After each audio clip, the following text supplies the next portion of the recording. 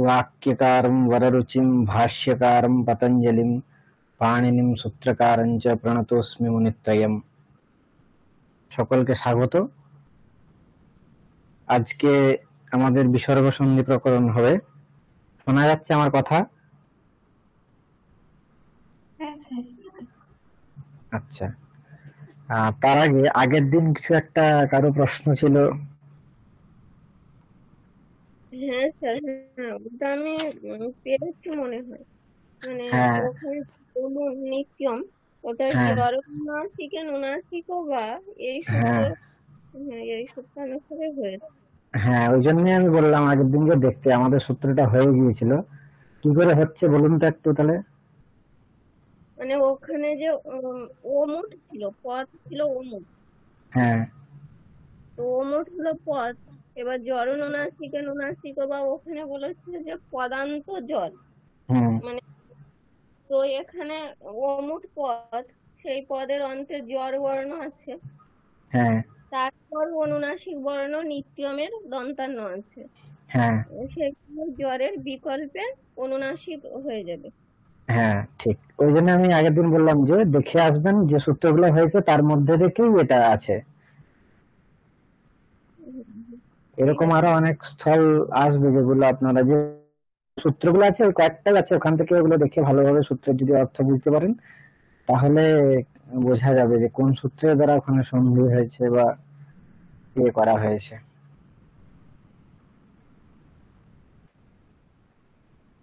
দেখা যাচ্ছে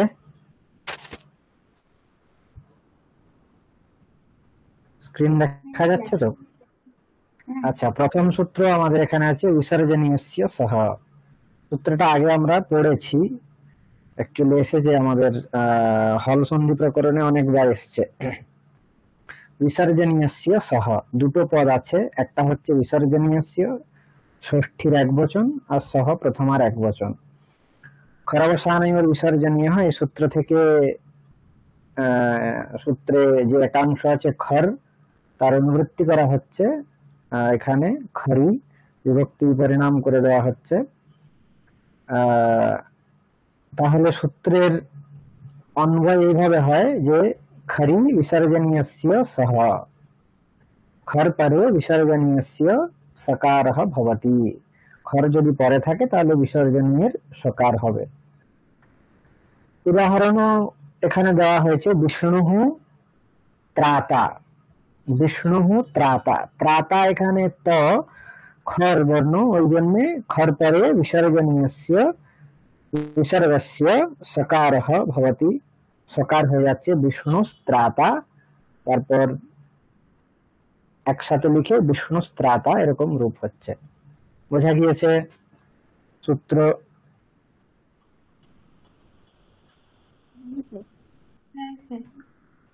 আচ্ছা, তারপরের সূত্র হচ্ছে ওয়া শরি। ওয়া শরি যদি পরে আচ্ছা, এখানে দুটো পদ আছে, ওয়া একটা পদ আর শরি আর একটা পদ। ওয়া অব্যয় আর শরি হচ্ছে সপ্তমীর এক বচন। স্বর শব্দের সপ্তমীর এক বচন, স্বর বলতে স্বর প্রত্যাহার। তাহলে এখানে অনুবৃত্তি হচ্ছে বিসর্জনীয়স্য সহ, এখান থেকে বিসর্জনীয়স্য সর্পরে বিসর্জনীয়, সর্পরে বিসর্জনীয় এই সূত্র থেকে বিসর্জনীয় এই পদের অনুবৃত্তি হচ্ছে। তাহলে ওয়া শরি বিসর্জনীয়স্য বিসর্জনীয় এরকম সূত্রের অন্বয় হবে। শরি বিসর্জনীয়স্য বিসর্জনীয় ওয়া। যদি পরে স্বর থাকে তাহলে বিসর্জনীয়ের জায়গায় বিকল্প বিসর্জনীয়ই হবে, মানে বিসর্গের স্থানে বিকল্প বিসর্গই হবে যদি পরে স্বর থাকে। যেরকম এখানে একটা উদাহরণ আছে হরিহি শ্বেতে। হরিহি শ্বেতে পরে স্বর প্রত্যাহারের বর্ণ আছে সকার, তার জন্য স্বর পরে শরি পরে বিসর্জনীয়স্য হরিশ। হরি শব্দ এখানে যে বিসর্গ আছে, ইকারের পর যে বিসর্গ আছে তার বিসর্জনীয়ের এখানে বিকল্প বিসর্গ আদেশ হয়েছে হরিশ শ্বেতে। আর বিকল্প এটা হয়েছে বলে কি হবে, বিসর্জনীয়স্য সহ এই সূত্রের দ্বারা বিসর্গের জায়গায় সকার আদেশ হয়ে যাবে হরিস সেতে, তারপর স্তোহ চুনাস চুহ এই সূত্রের দ্বারা স্তুত্ব হয়ে যাবে। সকার তবর্গয়োহ সকার চবর্গয়োগে সকার চবর্গাদেশঃ। হরিস এখানে সকার আছে, সকার এবং চবর্গের সাথে যোগ আছে পরবর্তী তালব্য সকার, তার জন্য সকার এবং চবর্গীয় আদেশ এখানে দন্ত্য সকারের জায়গায় তালব্য সকার আদেশ হয়েছে হরিষ্যেতে। বোঝা গিয়েছে? যদি পরে স্বর থাকে তাহলে বিসর্গের জায়গায় বিকল্পে বিসর্গই হয়। আচ্ছা, এই সূত্রটা আর বিসর্জনীয়স্য সহ দুটো সূত্র বোঝা গিয়েছে।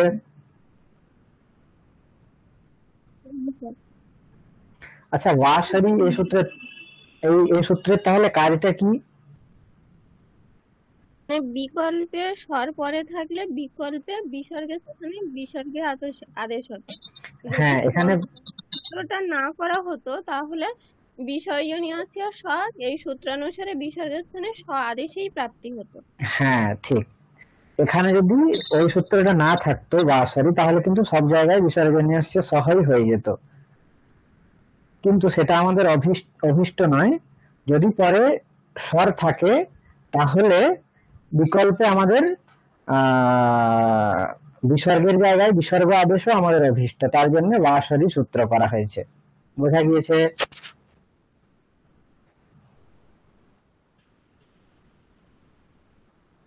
তারপর হচ্ছে এই বিসর্জনীয় স্বর বাধক সূত্র হচ্ছে দুইটা, বাঁশারি একটা, অপবাদ সূত্র হ্যাঁ হবে, তাই তো? প্রিয় হ্যাঁ হ্যাঁ কল্পনা যেটা আছে দুটোই হচ্ছে অপবাদ সূত্রই হয়ে যাচ্ছে। হ্যাঁ। এর পরের সূত্র হচ্ছে সসাজুষ রুহু। সসাজুষ রুহু, সসাজুষোহ রুহু, সরি সসজুষহ আর রুহু দুটো পদ এখানে।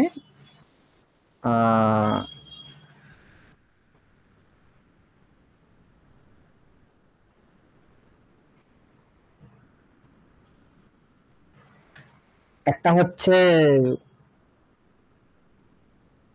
সসাজুষ রুহু, ষষ্ঠীর দ্বিবচন এখানে লেখা হয়েছে কিন্তু অ্যাকচুয়ালি ষষ্ঠীর দ্বিবচন হবে না, এখানে সমাহার দ্বন্দ্ব করা হয়েছে সসাজুষ রুহু। ষষ্ঠ সজুশ্চ সসজুষ তস্য সসজুষহ, অথবা যদি ইতরেতর দ্বন্দ্ব ধরা হয় এখানে তাহলে এরকম হবে সসজুষুহু, আর না হলে সসজুষু। রুহু প্রথমার এক বচন, পদস্য এই অধিকারে আছে, ওই জন্য এখানে তদন্ত রুহু হয়ে যাবে। পদান্তস্য সস্য সজুষশ্চ রুহু স্যাৎ। পদান্তে যদি সকার এবং সজুষ থাকে তাহলে তাদের সকারের জায়গায় কি হবে, রু আদেশ হয়ে যাবে। কেন সকারের জায়গায় হবে? অলঞ্চস্য এই সূত্রের দ্বারা এখানে অন্তিম যে অল বর্ণ আছে তার জায়গায় আদেশ হবে। যেরকম শিবস আর্চ্যহ, শিবস আর্চ্যহ আছে, এখানে পদান্ত সকার আছে, শিবস শব্দের যে সকার সেটা পদান্তে আছে, তার জন্য পদান্ত সকারের সসজুষ রুহু এই সূত্রের দ্বারা রু আদেশ হয়ে যাচ্ছে। উকার ইৎসংজ্ঞা হয়ে যায়, তারপর তার লোপ হয়ে যায়, রেফেই অবশিষ্ট থাকে শিবর আর্চ্য, এরকম পাওয়া গেল। এরপরে আরো একটা অন্য সূত্রের দ্বারা কাজ হবে, শিবস আর্চ্যহ শিবর আর্চ্যহ। বোঝা গিয়েছে? পদান্ত সকারের এবং সজুষ শব্দের যে সকার আছে তার জায়গায় কি হচ্ছে, রু আদেশ হচ্ছে। পদান্ত সকার যদি থাকে এবং সজুষ শব্দের যে সকার তাদের জায়গায় রু আদেশ করা হচ্ছে সসজুষ রুহু এই সূত্রের দ্বারা। রু আদেশ করা হচ্ছে মানে এখানে কি হবে, রু আদেশ হচ্ছে, আদিষ্ট হচ্ছে, তারপর উকারের ইৎসংজ্ঞা হয়ে যায় কোন সূত্রের দ্বারা? উপদেশে অজনুনাসিক। হ্যাঁ, তারপর তস্য লোপ হয় দ্বারা লোপ হয়ে গিয়ে রেফ হয় শিবর আর্চ্যহ। বলুন। স্যার এই সজুষটার একবার বলবেন, সজুষটা কি? সজুষ শব্দ যেটা আছে তার যে অন্তিম বর্ণ মূর্ধন্য সকার, তারও রু আদেশ হয় তার স্থানে। Okay sir. এই পদা শিবস পদা শিবস শব্দটার আগে কি ছিল, মানে শিবসটা কিভাবে আসছে? শিবস, শিব শব্দ, তারপরে এটা অ্যাকচুয়ালি অজন্ত পুংলিঙ্গ প্রকরণের প্রক্রিয়া। সু প্রত্যয় হয় তার থেকে, অ্যাকচুয়ালি শিবাহ, হ্যাঁ শিবাহ আর্চ্যহ, তো তারপর সুপ্রত্যয় হয়, উকারের উচ্চাঙ্গা হয়ে যায়, লোপ হয়ে যায়, সকার বেঁচে থাকে এখানে, অবশিষ্ট প্রথমে থাকে। সুপ্রত্যয় এসে এটা হয়েছে। হ্যাঁ হ্যাঁ হ্যাঁ হ্যাঁ। তারপরে সেই যে সকার আছে এখানে, তার পদান্ত সকারের সসজুষ রুহু এই সূত্রের দ্বারা এখানে রু আদেশ করা হচ্ছে, রেফ আদেশ কিন্তু হচ্ছে না এখানে। ঠিক আছে, আদেশ কিন্তু এখানে রুয়েই করা হচ্ছে, যদিও উকারের লোপ হয়ে যাচ্ছে, কিন্তু এখানে রু আদেশে করা হচ্ছে। তার কেন কেন রু আদেশ করা হচ্ছে আগে আপনারা বুঝতে পারবেন। আগে একটা সূত্র আছে, যদি রেফ আদেশ ডিরেক্ট বলে দেওয়া হতো তাহলে কিন্তু ওটা হতো না কাজ। তাহলে পদান্তে বিদ্যমান যে সকার এবং সজুষ শব্দের যে অন্তিম যে মূর্ধন্য সকার, তাদের সসজুষ রুহু এই সূত্রের দ্বারা রু আদেশ হয়ে যায়। বোঝা গিয়েছে? যেকোনো পদের সাথে যদি সাকার থাকে তাহলে এটা করতে পারবো। এখানে যেকোনো পদের শেষে যদি সাকার থাকে তাহলে এটা হ্যাঁ কি হ্যাঁ হ্যাঁ আদেশ হবে? হ্যাঁ হ্যাঁ, পদান্তে সকার থাকতে হবে। আচ্ছা, তাহলে আমরা যে ওই যেটা করলাম না, এর আগে যেটা করলাম হরি হরিশ সেতে, সেখানে তো হরিশ হয়ে সেটা একটা করলাম না, তো সেই স্টারটা কেন র হলো না? এর আগের সূত্রে ওয়াশারি, হ্যাঁ হ্যাঁ ওখানে ওখানে কি ছিল বলুন তো? হরিহি, হ্যাঁ হরিহি সেতে। সেতে, হ্যাঁ হ্যাঁ, তো প্রবলেমটা কি আছে ওখানে? হরিহি সেতে পরে স্বর আছে না, হ্যাঁ ওখানে ওই সূত্রের দ্বারা বলেই দেওয়া হয়েছে যদি পরে স্বর থাকে তাহলে কিন্তু ওটাই ওই যে কাজটা হবে ওটাই হবে। দেখুন ব্যাপার হচ্ছে সসজুষ রুহু স্যার এই সূত্রের দ্বারা যদি, হ্যাঁ হ্যাঁ স্যার বলছি বলুন। ওখানে তো মানে পূর্বাত্রা সিদ্ধিয়ম এই সূত্রটা কাজ করছে, কারণ হ্যাঁ মানে সরু এটা মানে অষ্টম অধ্যায়ের দ্বিতীয় পাদের সূত্র, আর হ্যাঁ বাস কিংবা বিসর্জনীয় তৃতীয় পাদের সূত্র। তো হ্যাঁ ত্রিপাদীতে পূর্ব সূত্রের দৃষ্টিতে পরসূত্র অসিদ্ধ, তাহলে হ্যাঁ সূত্র যেহেতু পূর্ব সূত্র সেই জন্য সে বিসর্জনীয় স কিংবা বাসরি এই সূত্রগুলো যে কাজ করবে সে তো ওকে দেখতে পাবে না। হ্যাঁ, এই প্রসঙ্গগুলো আছে। মনস রথ, এই বিচারটা যখন আমরা দেখবো একটু পরেই আসবে, মনস রথ, ওখানে আমরা দেখতে পাবো যে পূর্বত্রা সিদ্ধমের দ্বারা কিভাবে অসিদ্ধ হচ্ছে, বা তার আগে একটা সূত্র আছে বিপ্রতিষেধে পরম কার্যম। মানে সেই জন্য ওখানে মানে সসজুষরু সূত্রটাই এসে বারবারই দেখবে যে হরিহি সেতে আছে, ওখানে হরিহিতে সে দেখতে পাবে না। হ্যাঁ, সেই আরেকটা ব্যাপার হচ্ছে দুটো সূত্রের প্রয়োগস্থল কিন্তু আলাদা। ঠিক আছে, সসজুষ রুহু আর ওয়াশরি, ওয়াশরির যে জায়গাটা আছে ওখানে যদি সব জায়গাতেই সসজুষ রুহু হয়ে যায় তাহলে কিন্তু ওয়াশরির কোনো প্রয়োগস্থলই থাকবে না।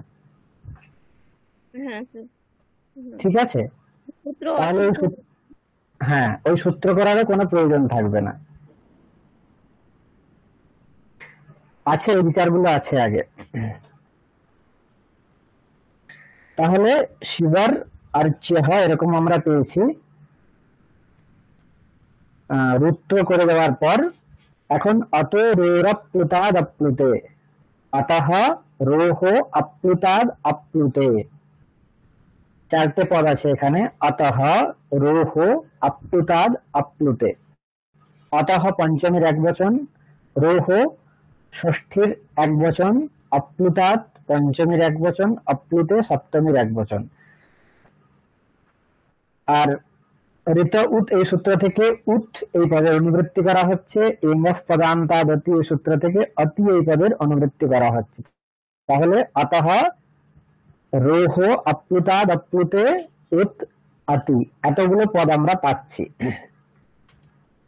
অতঃ আপ্লুতাদ অতঃ, আপ্লুতাদ অতঃ রোহ উত আপ্লুতে অতি, এরকম সূত্রের অন্বয় হয়। আপ্লুতাদ অতঃ রোহ উত আপ্লুতে অতি। বোঝা গিয়েছে সূত্রের অন্বয় কিভাবে হচ্ছে। আপ্লুতাদ অতঃ রোহ উত আপ্লুতে অতি। উত বলতে এখানে উকারকে ধরা হয়েছে, ঠিক আছে। উত বলতে উকার, উত্তম। কখন হবে উত্ত না, আপ্লুতাদ অতঃ পঞ্চমী আছে এই জন্য আপ্লুতাদ অতঃ পরস্য রোহ, রু ইত্যস্য যে রু আদেশ হয়েছে তার। আপ্লুতাদ অতঃ পরস্য রোহ উহু স্যাদ আপ্লুতে অতি। আপ্লুতাদ অতঃ পরস্য, অত বলতে কি বোঝানো হয় বলুন তো? অত বলতে আমরা কি বুঝি? হ্রস্ব আকার কি বলছি? হ্রস্ব অকার। আর উত বলতে হ্রস্ব উকার।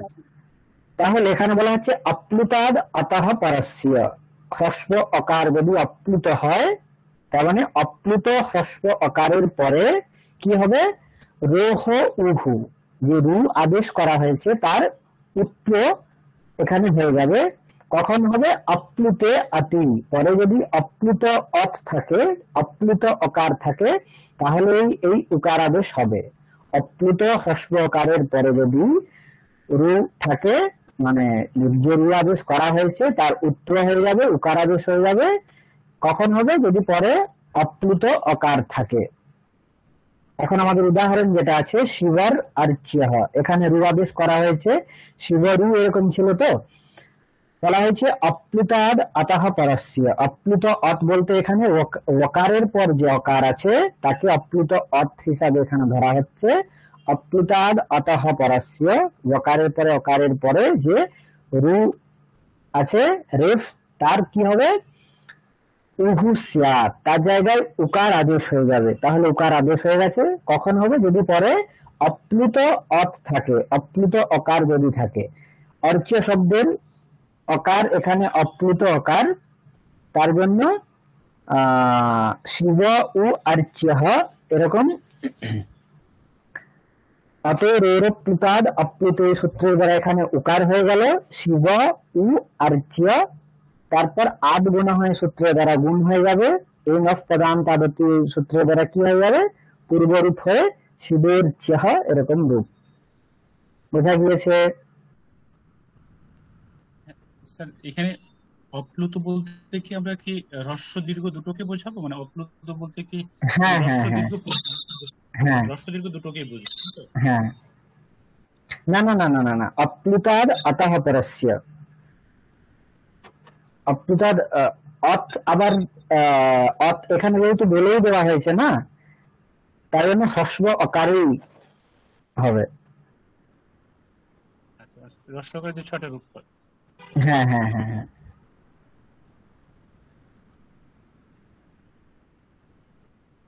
এরপরে আছে হাসিচ, দুটো পদ আছে এখানে। হাসি একটা সপ্তমীর এক বচনান্ত পদ, আর চ হচ্ছে এখানে অব্যয়। এখানেও অতঃ রোহ আপ্লুতাদ আপ্লুত সূত্র থেকে অতঃ আপ্লুতাদ রোহ তিনটে পদের অনুবৃত্তি হবে। ঋত উত সূত্র থেকে উত এই পদের অনুবৃত্তি হবে। তার মানে এই সূত্রেরও ঠিক একই কাজ, কিন্তু কন্ডিশনটা এখানে আলাদা। শুধুমাত্র যদি পরে হস থাকে, হস প্রত্যাহারের যদি বর্ণ থাকে তাহলেও এখানে উত্তর করা হচ্ছে, উকারাদেশ করা হয়। যেরকম শিবাস বন্দ্যহ, শিবাস বন্দ্যহ, এখানে তার আগে শশাগুষ রুহু এর সূত্রের দ্বারা এখানে রুত্র করে দেওয়া হলো শিবর বন্দ্যহ করে, শিব যে রুত্র করে দেওয়া হয়েছে, তারপরে এখানে বলা হচ্ছে হাসিচ, পরে যদি হস প্রত্যাহারের বর্ণ থাকে তার মানে বন্দ্য এখানে যে পদ আছে বকার হস প্রত্যাহারস্থ বর্ণ, তার জন্য পরে হস আছে বলে কি হবে, হাসিচ সূত্রের দ্বারা এখানে উত্তর হয়ে যাবে শিব উ বন্দ্য, শিব বন্দ্য, আদগুণ সূত্রের দ্বারা গুণ হয়ে যাবে, শিব বন্দ্য হয় এরকম রূপ হবে।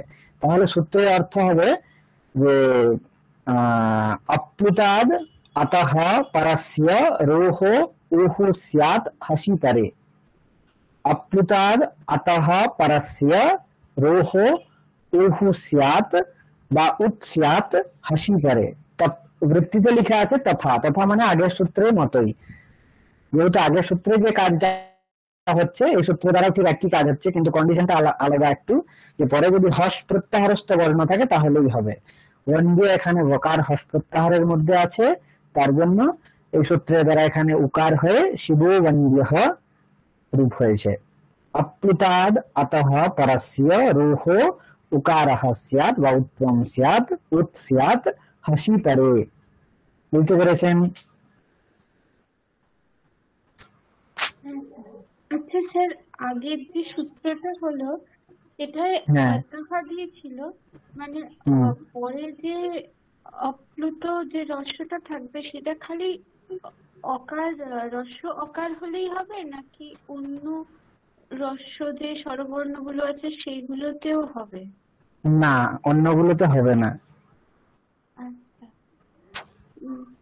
ঠিক আছে। অত বলতে আমরা কি বুঝি? ওই রস্ব আকার যেটা। হ্যাঁ, হ্রস্ব অকার। কেন, ওটা কোথা থেকে আমরা পাচ্ছি অত বলতে হ্রস্ব অকার? ওই একটা তপর মানে করেছিলাম না, তপ হলে যেটা রাসবা বোঝায় সেইটা। হ্যাঁ, সূত্রটা কি? স্যার তপরস তৎকালস্য। হ্যাঁ, তারপরে হ্যাঁ, সূত্রের অর্থ কে বলুন তো একটু কি? যে ওই আমাদের অ বা ই এগুলোর পরে যদি আমি তকার বসিয়ে দিই তাহলে রাসবা যেটা সেটাই বোঝাবে, মানে না হলে এমনিতে তো বললে আ সবকটাকে দুটোকেই বোঝায়, কিন্তু হ্যাঁ যদি তপর হয় তাহলে হ্যাঁ আত বললে শুধু রাসবা আকারটা বুঝবো। হ্যাঁ হ্যাঁ, তপরকরণের কাজেই হচ্ছে ওটা। হ্যাঁ, ঠিক আছে, যদি হ্যাঁ হ্যাঁ পার্টিকুলার হ্রস্ব অ কিংবা দীর্ঘ প্লুত ওটাকেই বোঝাবে। ঠিক আছে, তপরকরণের উদ্দেশ্যই ওটা। এখানে বলেই দেওয়া হয়েছে আতঃ, তার মানে অপ্লুত হ্রস্ব অকারের পর যদি হস থাকে তাহলে রুয়ের জায়গায় উকারের আদেশ হবে, মানে রেফের জায়গায় এখানে উকার হয়ে যাচ্ছে, শিবে বন্দ্য হয় এরকম রূপ পাওয়া যাচ্ছে। বুঝতে পেরেছেন? হ্যাঁ। আচ্ছা, উত উত যে আছে এখানেও কিন্তু তপরকরণ করা হয়েছে। ঠিক আছে, হ্রস্ব উকারই হবে।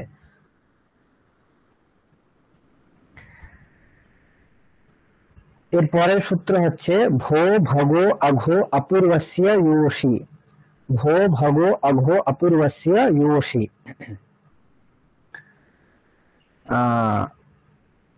ভো ভগ অঘো অপূর্বস্য একটা পদ, ইহ অসি আরেকটা পদ।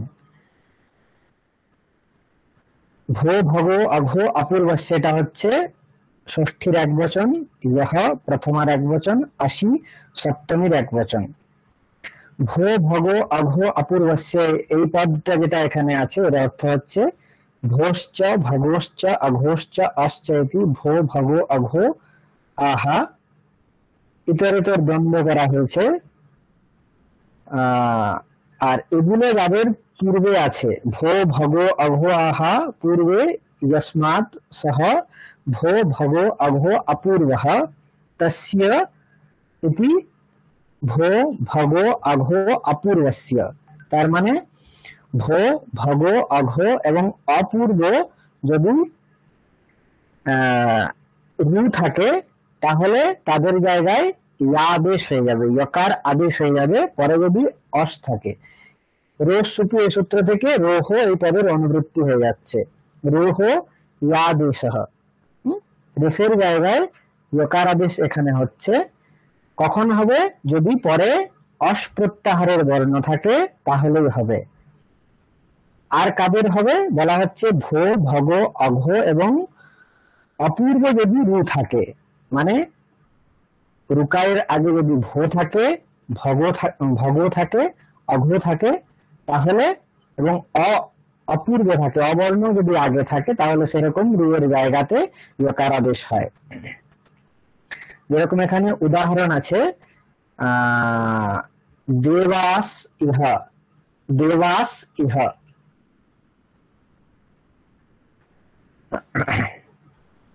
সকারের জায়গায় শশাগুষ রুহু এই সূত্র দ্বারা রু হয়ে যাচ্ছে। তারপর ভো ভগ অঘ অপূর্ব অপূর্বস্য ইয়োষি এই সূত্রের দ্বারা কি হবে? এখানে ইয়কার আদেশ হয়ে যাচ্ছে। কেন ইয়কার আদেশ হচ্ছে?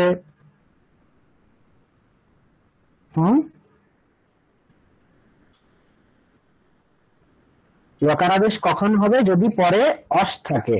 অস প্রত্যাহারের বর্ণ আছে কি পরে? দেবার ইহ, এখানে অস প্রত্যাহারের বর্ণ আছে? পূর্বে আছে।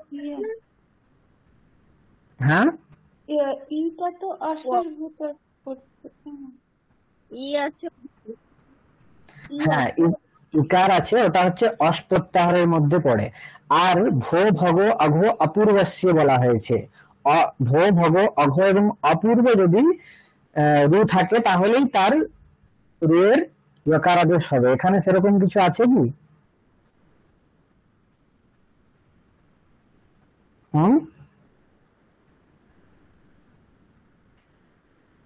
ভো ভগ অঘ অপূর্বস্য ইয়োষি বলা হয়েছে, এখানে তো কিছু নেই। অপূর্ব রু আছে। অপূর্ব কোথায় আছে? পূর্ব রু ওই যে দেবার আছে তো ওইখানে আর আর আছে না? হ্যাঁ ঠিক। রেপ কি ধরনের রেফের ইয়কার আদেশ হচ্ছে বা কোন রুয়ের ইয়কার আদেশ হচ্ছে? বলা হচ্ছে ভো ভগ অঘ অপূর্বস্য রোহ ইয়কারঃ আসিপরে। ভো পূর্বস্য ভগো পূর্বস্য অঘো পূর্বস্য অপূর্বস্য চ রোহ ইয়কারাদেশঃ আসিপরে। এই ধরনের যদি রু থাকে তাহলেই তার এখানে ইয়কার আদেশ হবে। কখন না? পরে অস থাকলে। এখানে পরে অস আছে এবং ভো ভগ অঘ অপূর্ব ইয়কার এখানে, তার জন্য তার জায়গায়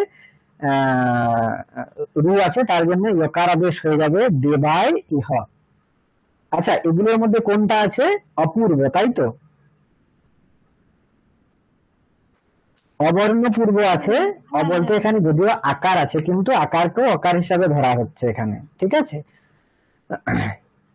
তার জন্য অপূর্ব এখানে রু আছে, তার অপূর্ব রুয়ের ইয়কার আদেশ করা হচ্ছে অস পরে আছে বলে, দেবাই ইহ।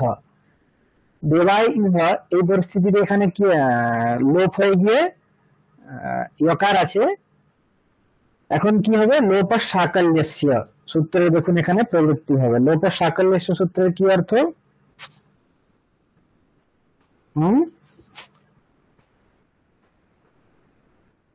লোপ সাকল্যস্য সূত্রের কি অর্থ?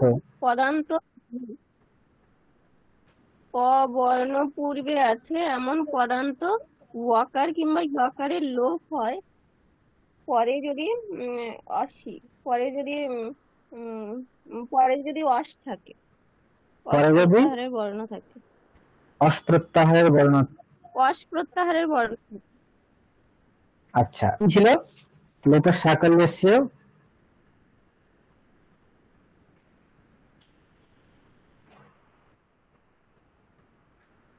বৃত্তি মনে নেই? অবর্ণ পূর্বয়োঃ পদান্তয়োঃ ও ইয়বয়োর্লোপঃ আসিপরে। সূত্রে যে বৃত্তিগুলো আছে ওগুলো মনে রাখতে হবে, ঠিক আছে? ওগুলো মুখস্থ করে নিলে খুবই ভালো হয়, কেননা প্রমাণ হিসাবে ওগুলোই আমাদের কাছে প্রমাণ। যদি কোনো জায়গায় কোনো জিজ্ঞেস করা হয় তাহলে ওগুলোই বলতে হবে। তাহলে লোপঃ সাকল্যস্য সূত্রে বলা হয়েছে অবর্ণ পূর্বয়োঃ পদান্তয়োঃ ইয়বয়োঃ লোপঃ বা আসিপরে।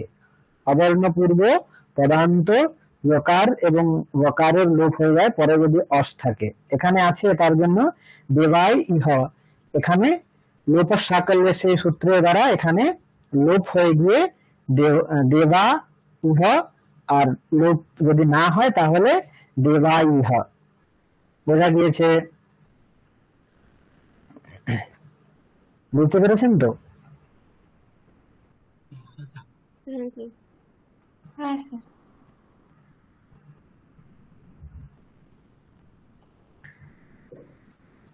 ভো ভগ অঘো অপূর্বস্য ইয়োষি, এই সূত্র চলছিল। তাহলে এখানে আরেকটা উদাহরণ দেওয়া হয়েছে, ভোস দেবাহা। ভোস দেবাহা, ভোস দেবাহা, ভগোস দেবাহা, অঘোস দেবাহা। প্রত্যেকটা উদাহরণই এখানে দেখানো যায়, একটাই এখানে দেওয়া হয়েছে।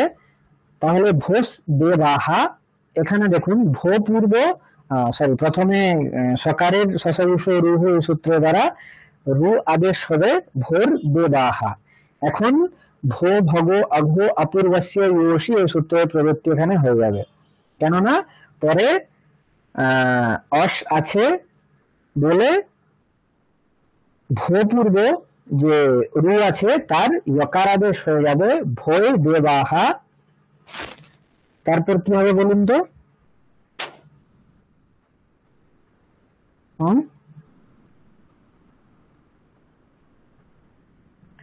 এরপরে কি হবে বলুন তো?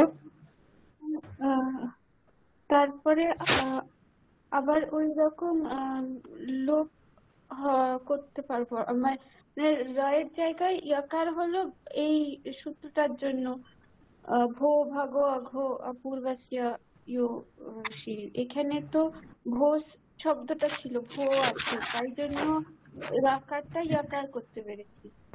হ্যাঁ, ভো ভগ অঘ অপূর্বস্য ইয়োষি এই সূত্রের দ্বারা এখানে এই পর্যন্তই কাজ হচ্ছে যে ভো পূর্ব, অঘ পূর্ব, ভগ পূর্ব এবং অপূর্ব যদি যকার রু থাকে তার জায়গায় যকার আদেশ হবে পরে অস থাকলে।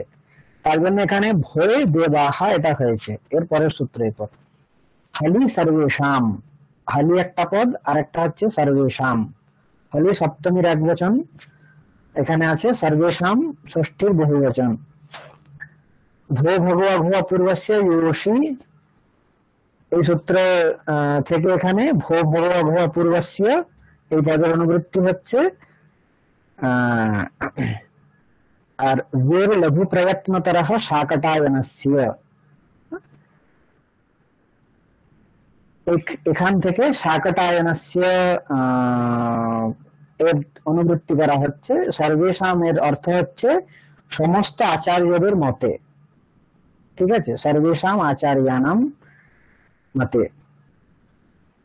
তাহলে ভো ভগ অঘ অপূর্বস্য यस्य लोपः स्याद हलि। भो भग अघ अपूर्व যে যকার তার জায়গায় তার কি হবে? তার লোপ হয়ে যাবে হল পরে থাকলে সমস্ত আচার্যদের মতেই। পানিনি, শাকটায়ন ইত্যাদি যে সমস্ত আচার্য আছেন সকলেই এটাকে মেনেছেন বলেই সর্বেশাম বলা হয়েছে। ভো ভগ অঘ অপূর্বস্য यकारस्य लोपः हलि परे सर्वेषाम आचार्यानाम मते। ভূপূর্ব, ভগপূর্ব, অঘপূর্ব এবং অপূর্ব যে যকার আছে তার লোপ হয়ে যাবে পরে হল থাকলে। এখন দেখুন তাহলে ভয় দেবাহা এতদূর পর্যন্ত আমরা পেয়েছিলাম ভো ভগ অঘ অপূর্বস্য ইয়োষি এই সূত্রের দ্বারা। এখন যে যকার আছে ওই যকারের তো লোপ হবে কি? আমাদের আগের যে সূত্র ছিল লোপ সাকল্য, সেই সূত্রের দ্বারা লোপ হবে? না, না, এটা লোক হবে না। থাকলে ক্ষেত্রে পরে আমাদের অর থাকতে হয়। পরে অস থাকতে হবে। আর কি বলা হয়েছিল? অবর্ণ পূর্ব যকার, পূর্বে অবর্ণ পূর্ব, থাকতে হ্যাঁ অবর্ণ পূর্বে যদি যকার বা বকার থাকে তাহলেই হবে। এখানে যকার তো আছে কিন্তু অবর্ণ পূর্ব নয় যকার, মানে যকারের আগে অবর্ণ দেখুন নেই, কি আছে? ওকার আছে। ওকার আছে। তার জন্য অবর্ণ পূর্ব এখানে যকার নেই বলে হলে লোপ সাকল্য সূত্রের প্রবৃত্তি এখানে হবে না। তাহলে যকারের লোপ করার জন্য আমাদের তার জন্যই নতুন এখানে সূত্র বলা হচ্ছে হলি সর্বেষাম ভো ভগ অঘ অপূর্বস্য यकारस्य लोपः भवति हल परे सर्वेषाम आचार्याणाम मते। এখানে यकारेर लोप করে দেওয়া হলো হলি সর্বেষাম এই সূত্রের দ্বারা। ভো হো ভো দেবাহা এরকম রূপ পাওয়া গেল। আচ্ছা, ভো ভগ অঘ, ভগ অঘ এখানেও তো সন্ধি করে দেওয়া যেত, বা অঘ অপূর্বস্য যেত না?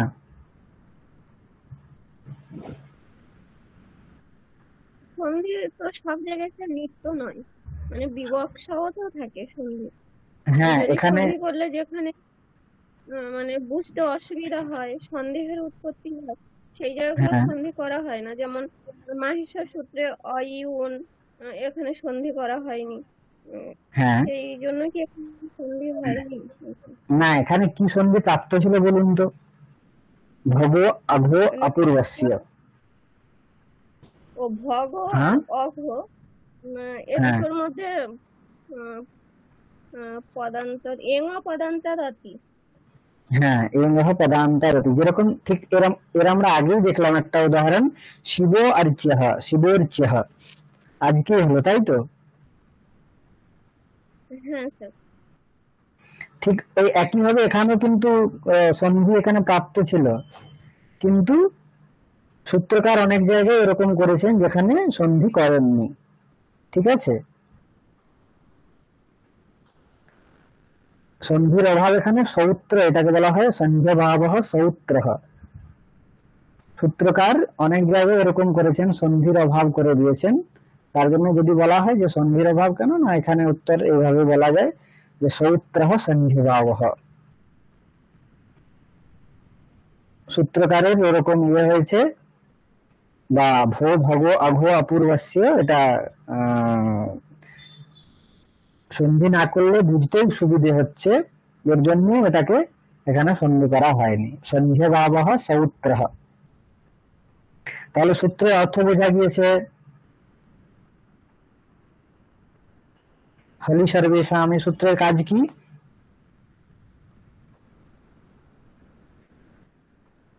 ওই হল বর্ণ যদি পরে থাকে তাহলে ওইখানে এখানে এর ক্ষেত্রে যে ইয়াকারটার লোপ হচ্ছে, যে যদি ওই ভো ভাগ অঘ অপূর্বস্য ইয়ো যদি থাকে আর কি, তাহলে এখানে যেটা লোপ হবে ইয়াকারটা, সেইটা এই সূত্র দ্বারা করতে পারছি। হ্যাঁ, তাহলে ভো দেবাহা এরকম আমরা রূপ পেলাম। এরপরে সূত্র হচ্ছে রো আসুপি, রো আসুপি, রাহা আসুপি। দুটো পদ আছে, রহ প্রথম আর এক বচন, আসুপি সপ্তমীর এক বচন, না সুপি আসুপি। আর আহন বলে একটা সূত্র আছে, সেই সূত্রে এখানে অনুবৃত্তি হয়, তার এখানে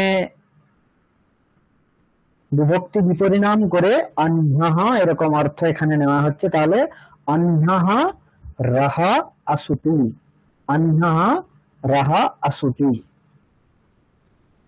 মানে অহন শব্দের রেফাদেশ হবে কখন?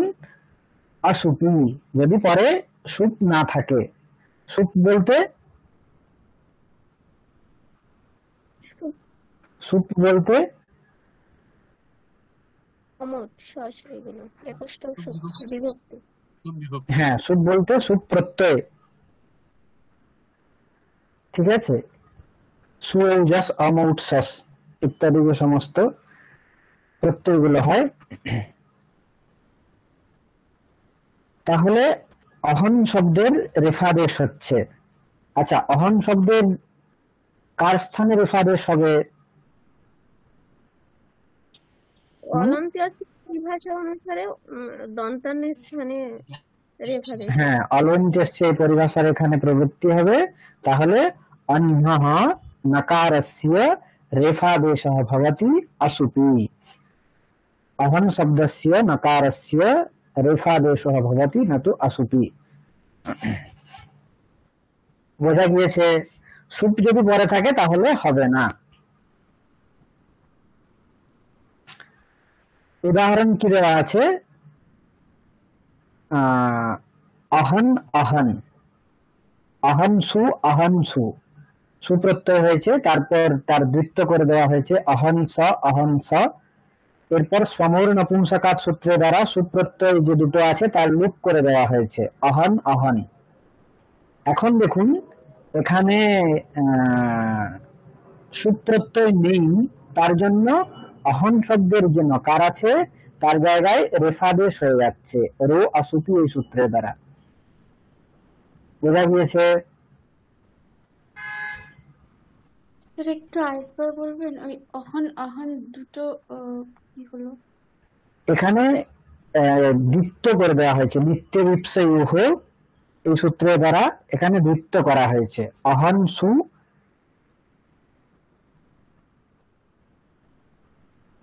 অহনসু।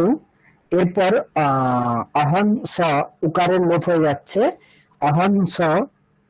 এই যে অহনস আছে এর দ্বিত্ব করে দেওয়া হচ্ছে নিত্য বিপসেয়ুহ এই সূত্রের দ্বারা। দ্বিত্ব করে দেওয়ার পরে কি হচ্ছে?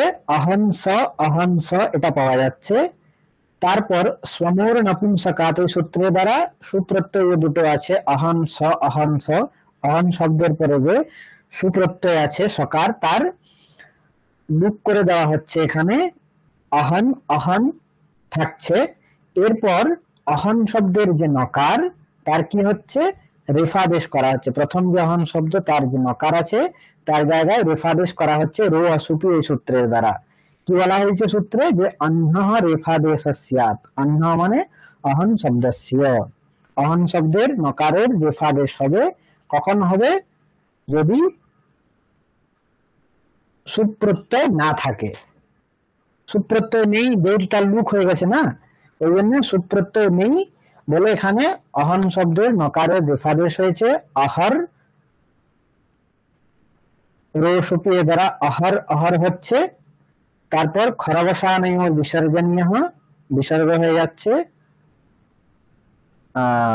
আহরহ, এরকম রূপ হবে। বোঝা গিয়েছে?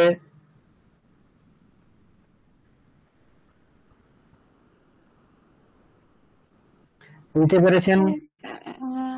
হ্যাঁ স্যার, ওই আচ্ছা প্রথম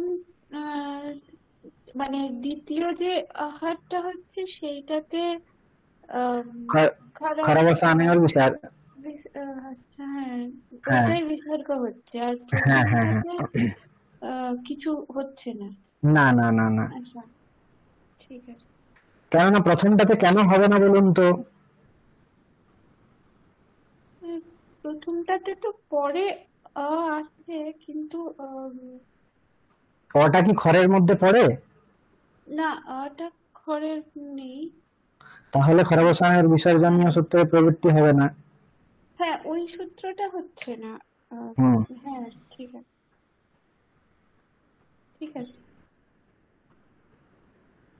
আচ্ছা এখানে আরেকটা জিনিস বলার আছে, যে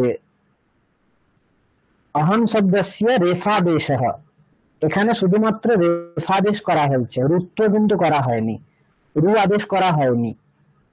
ঠিক আছে,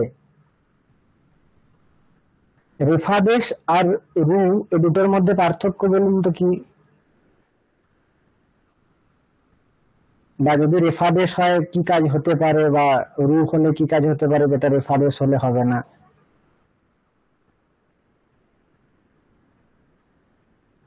হুম,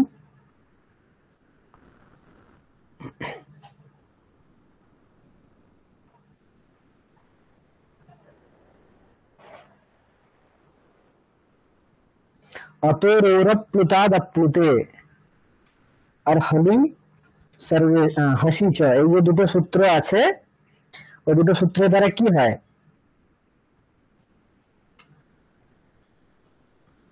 হ্যালো, শোনা যাচ্ছে কথা? হ্যাঁ স্যার, রু এর স্থানে উ আদেশ রু এর স্থানে উ হয়, উ। ও হয়। যদি আহ, এখানে রেফের স্থানে কিন্তু হয় না, তাই তো? হ্যাঁ এখানে রেফ আদেশ করা হচ্ছে, রু আদেশ করা হচ্ছে না। যদি রু আদেশ করা হতো তাহলে অতএরপ্লুতাদপ্লুতে বা হসিচ যে কন্ডিশন গুলো দেওয়া হয়েছে ওগুলো যদি থাকতো তাহলে ওই সূত্রেও কাজ হতো, কিন্তু এখানে যেহেতু রেফাদেশ করা হচ্ছে ওগুলো হবে না, আর কন্ডিশনও নেই এখানে, তাই তো? পরের উদাহরণ দেখুন, অহর গণঃ, অহন গণ, অহন গণ, অহ্নাম গণঃ অহর গণঃ, অহ্নাম গণঃ অহর গণঃ। অলৌকিক বিগ্রহ বাক্য কি হবে? অহন আম গণ সু, তাই তো? অহন আম গণ সু, তারপর লুক হয়ে যাবে, বিভক্তির লুক হয়ে যাওয়ার পর অহন গণ এরকম থাকবে। এখন দেখুন রো সুপি এই সূত্রের দ্বারা কি হবে? অহর, অহন শব্দের নকারের জায়গায় রেফাদেশ হয়ে যাবে, রেফাদেশ হওয়ার পরে অহর গণ, অহর গণের প্রাতিপদিক সংজ্ঞা হবে, প্রাতিপদিক সংজ্ঞার পর সুবুৎপত্তি করে অহর গণঃ রূপ পাওয়া যাবে। বোঝা গিয়েছে?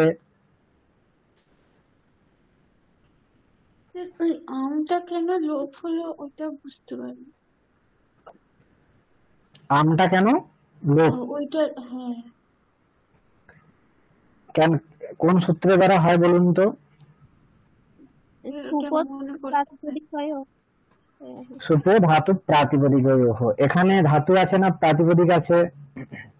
প্রাতিপদিক আছে, সমাস হয়েছে প্রাতিপদিক। হ্যাঁ, প্রাতিপদিক কি প্রাতিপদিক আছে? অহন অহন প্রাতিপদিক আছে, আর কি প্রাতিপদিক আছে? আর গণ, গণ। গণ প্রাতিপদিক আছে, তাহলে দুটো প্রাতিপদিক আছে। অহন এই প্রাতিপদিক থেকে আম বিভক্তি করা হয়েছিল, প্রত্যয় করা হয়েছিল, আর গণ প্রাতিপদিক থেকে সু।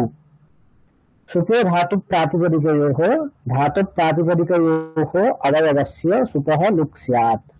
ধাতু এবং প্রাতিপদিকের যে অবয়ব তার সুপের লুক হয়ে যায়। অহনের, অহন প্রাতিপদিক তার যে অবয়ব আম, সুপ, এবং তার লুক হয়ে যাবে, এবং গণ প্রাতিপদিকের যে অবয়ব সু এর লুক হয়ে গিয়ে অহন গণ এরকম থাকবে।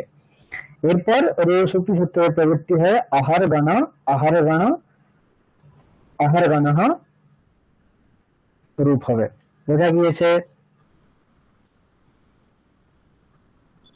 তো একটু ওই প্রাতিপদিকের যেটা লোপ হচ্ছে ওই জায়গাটা আর একটু বুঝিয়ে দেবেন, মানে বলবেন আচ্ছা, ওই জায়গাটা।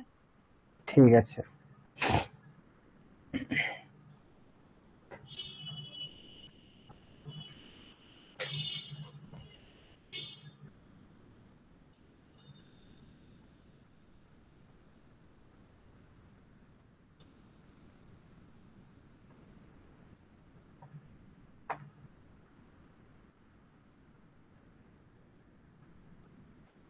অহর গণঃ রূপ আমরা সাধন করব। এর অর্থ হচ্ছে অহ্নাম গণঃ। অহ্নাম গণঃ এটা হচ্ছে লৌকিক বিগ্রহ, অলৌকিক বিগ্রহ হচ্ছে অহন আম গণ সু, এটা হচ্ছে অলৌকিক বিগ্রহ। লৌকিক বিগ্রহ অলৌকিক বিগ্রহ বলতে কি আপনারা জানেন, প্রায় জানেন কি? হ্যাঁ স্যার। লোকে প্রয়োক্তুম যোগ্য লৌকিক বিগ্রহ, যেটা লোকে প্রয়োগ করা হয় এটা হচ্ছে লৌকিক বিগ্রহ। অহ্নাম গণঃ যেরকম বললে মোটামুটি প্রায় যারা সংস্কৃত পড়াশোনা করেন সকলে বুঝতে পারবেন। আর অহ্নাম অহন আম গণসু এটা হচ্ছে অলৌকিক বিগ্রহ। এটা হচ্ছে প্রক্রিয়া দশায়, এই প্রক্রিয়া যখন আমরা সাধন করি তখন ওই ব্যাকরণ প্রক্রিয়া যখন আমরা দেখি তখনই ওই বিগ্রহের উপযোগ করা হয়। অহন আম গণসু। এখন অহন এই প্রাতিপদিক থেকে আম বিভক্তি যোগ করে বা প্রত্যয় যোগ করে অহ্নাম এই রূপটা হয়েছে। আর গণঃ এই যে রূপটা আছে এখানে, এটা হচ্ছে গণ এই প্রাতিপদিকের সাথে সুপ্রত্যয় বিভক্তি লাগিয়ে গণঃ রূপ পাওয়া গিয়েছে। তাহলে অহন প্রাতিপদিকের অংশ হচ্ছে, অবয়ব হচ্ছে আম, এবং গণ এই প্রাতিপদিকের অবয়ব হচ্ছে সু। সমাস হয়ে যাওয়ার পরে এখানে সুপে ধাতু প্রাতিপদিকে বলে একটা সূত্র আছে।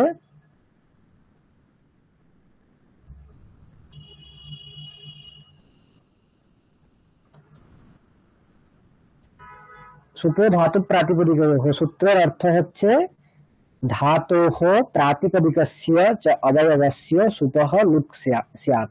ধাতু এবং প্রাতিপদিকের যে অবয়ব সুপ, তার লুক হয়ে যায়।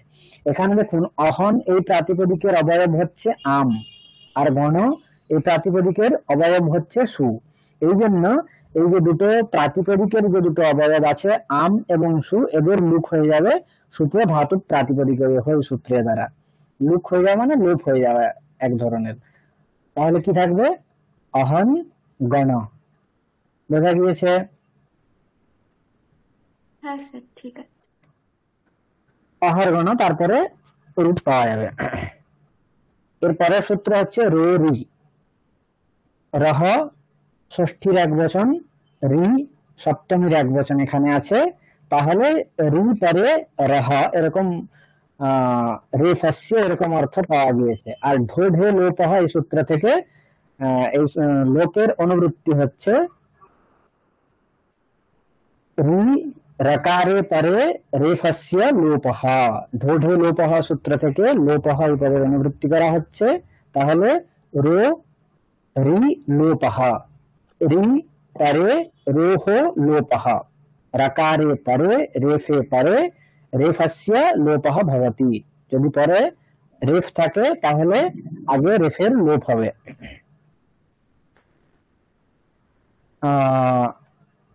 যেরকম এখানে একটা উদাহরণ আছে,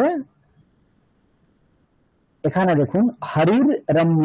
এর আগে যেগুলো আছে আগে সূত্র আমরা দেখবো, তারপরে এগুলো দেখবেন। ঢলোপে পূর্বস্য দীর্ঘণঃ, এখন ওটা দেখার দরকার নেই। এখন এখান থেকে দেখুন হরির রম্য। হ্যাঁ বলুন।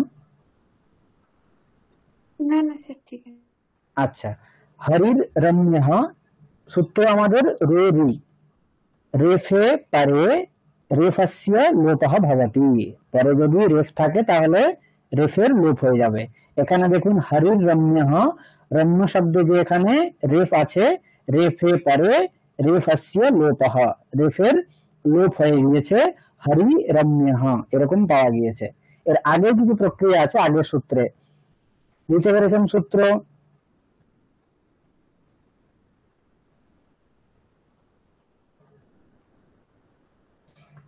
এর আগে তারপরে সূত্র হচ্ছে ঢলোপে পূর্বস্য দীর্ঘণঃ। ঢলোপে পূর্বস্য দীর্ঘঃ অণঃ।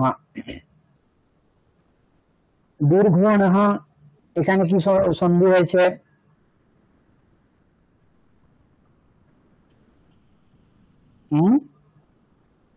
দীর্ঘः অণঃ। হ্যাঁ, সূত্র বলুন। হচ্ছে অ ই উন। হ্যাঁ, এটা না না, দীর্ঘ অনহ, দীর্ঘ অনহ, এই যে এখানে সন্ধি করা হয়েছে কোন সূত্রের দ্বারা? আহ, ও আচ্ছা। সেটা শিবর্চ্যহ, একই ভাবে এখানে হয়েছে ইনফ পদান্তাদতি, হবে না?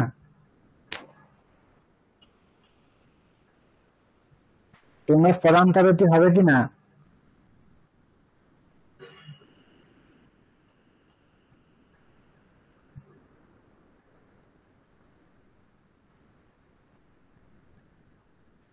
पदान्तात् एङः एङः अतिपरे पूर्वपरयोः पूर्व पूर्वरूपसन्धि दीर्घः अणः। যাই হোক, সূত্র হচ্ছে ঢ্রলোপে পূর্বস্য দীর্ঘ অণः, ঢ্রলোপে পূর্বস্য দীর্ঘ অণः, ঢ্রলোপে পূর্বস্য দীর্ঘः অণः, এতগুলো পদ আছে এখানে। ঢ্রলোপে হচ্ছে সপ্তমীর এক বচন, পূর্বস্য ষষ্ঠীর এক বচন, দীর্ঘः প্রথমা এক বচন, অণः ষষ্ঠীর এক বচন। ঢ্রলোপে পূর্বস্য অণः দীর্ঘः, ঢ্রলোপে পূর্বস্য অণः দীর্ঘ, এরকম সূত্রের অন্বয় হয়। ঢ্রলোপে পূর্বস্য অণः দীর্ঘ, ঢ্রলোপে এর অর্থ হবে ঢ্রলোপে, এখানেও কিন্তু অ্যাকচুয়ালি এর অর্থ হচ্ছে রেফ এবং ঢকারের যদি লোপ হয়, রেফ এবং ঢকারের যদি লোপ হয় এবং তার নিমিত্ত যদি থাকে, তাহলে পূর্ববর্তী যে অন তার দীর্ঘ হয়ে যায়।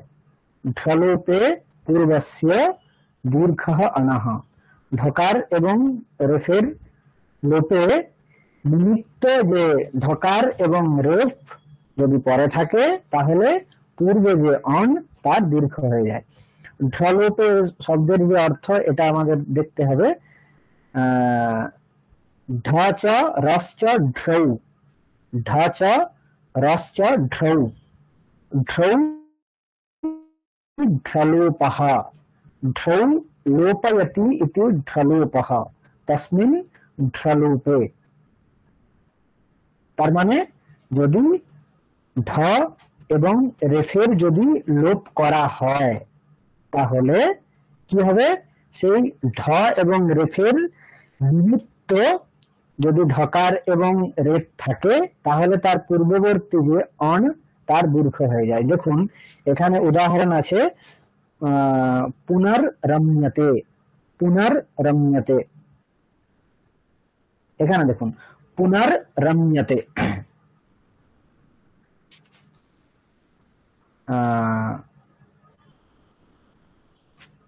এখানে পুনর্রম্যতে এই অবস্থাতে কি হচ্ছে? রোরি সূত্রের প্রবৃত্তি হচ্ছে। রোরি সূত্রের কি অর্থ? রেফে পরে পূর্বস্য রেফস্য লোপः, যদি পরে রেফ থাকে তাহলে পূর্ববর্তী যে রেফ আছে তার লোপ হয়ে যাবে।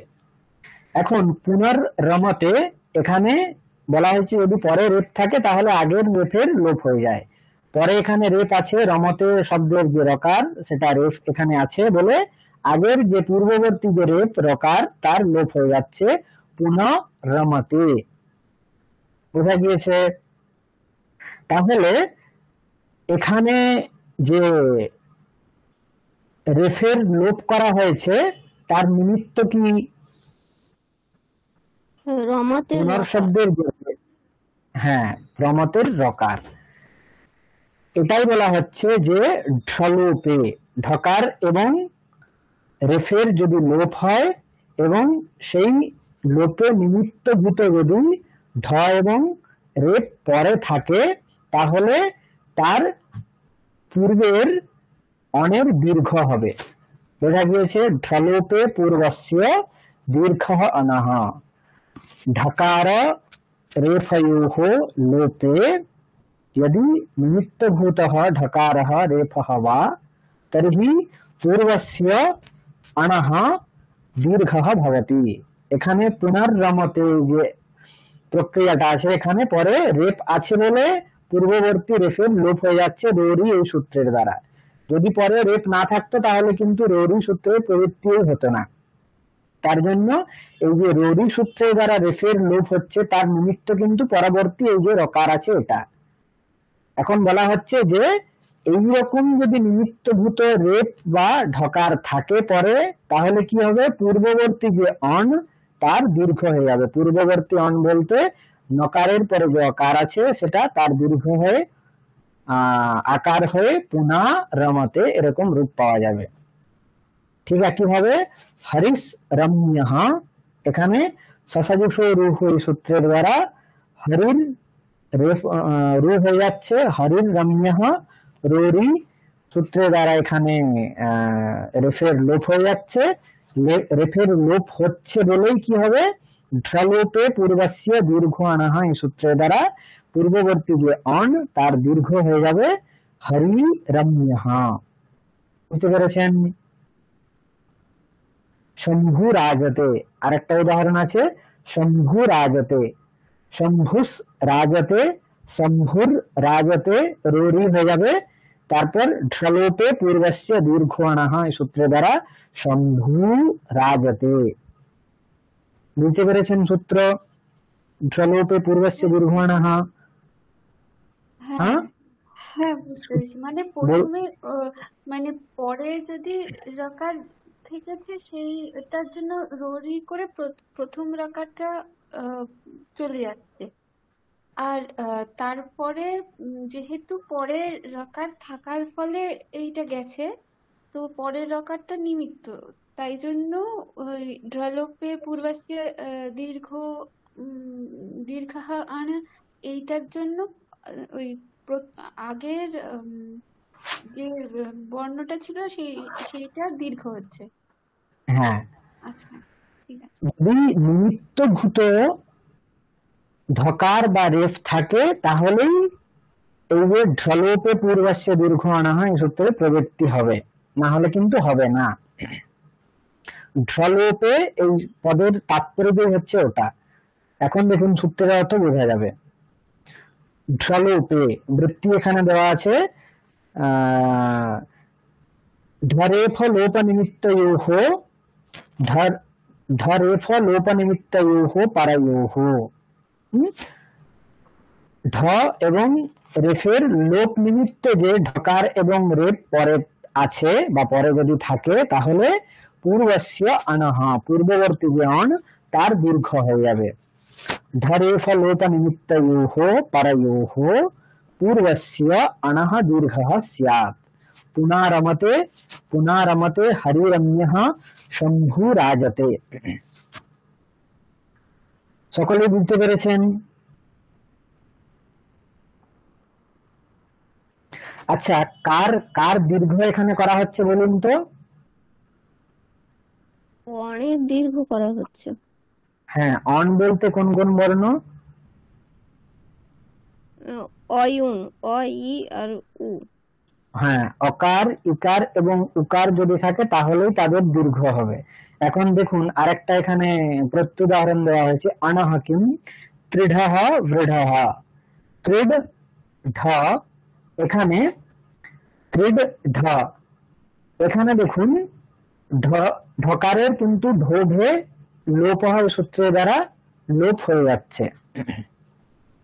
ঠিক আছে, ঢোঢে লোপঃ, ঢে পরে ঢস্য লোপঃ, ঢকারে পরে পূর্বস্য ঢকারস্য লোপঃ। পরে ঢকার আছে বলে পূর্ববর্তী যে ঢকার তার লোপ করে দেওয়া হচ্ছে ত্রিঢ। তাহলে এখানেও তো ঢকারের লোপ হয়েছে, এখানেও তো হয়ে যাওয়া উচিত ছিল দীর্ঘ, কেন হবে না? কেননা সূত্রে বলা হয়েছে। ওটা তো আরে নেই। হ্যাঁ হ্যাঁ ঠিক, রিকার অন প্রত্যাহারের মধ্যে পড়ে না, বলা হয়েছে ঢলোপে পূর্বস্য অনহ দীর্ঘঃ, অন প্রত্যাহারে রিকারঃ নাস্তি, অন প্রত্যাহারের মধ্যে রিকার নেই, তার জন্য রিকারের এখানে দীর্ঘ হয়নি, দৃঢ় এরকম রূপ হবে, দৃঢ় ঠিক একইভাবে রূপ হবে। বুঝতে পেরেছেন?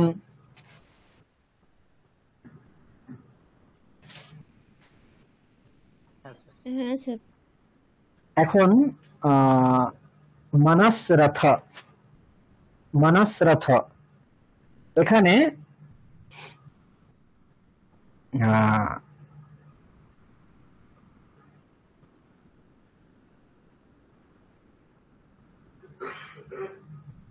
প্রক্রিয়াটা একটু দেখতে হবে। মানস রথ এই অবস্থাতে কি হচ্ছে, মানস রথ ইত্যত্র রুত্বে কৃতে, মানস রথ এই অবস্থায় রুত্ব করা হচ্ছে কোন সূত্র দ্বারা? সসযুষরু। হ্যাঁ, সসযুষ রুহ এই সূত্রের দ্বারা রুত্ব করে দেওয়া হচ্ছে। কি থাকছে? মানার রথ। এখন দেখুন এখানে দুটো সূত্রের প্রাপ্তি হচ্ছে, এক হচ্ছে হসিচ এর দ্বারা উত্তর প্রাপ্তি হচ্ছে, আর রোরি এই সূত্রের দ্বারা লোপ প্রাপ্ত হচ্ছে। হসিচ সূত্রের কি অর্থ?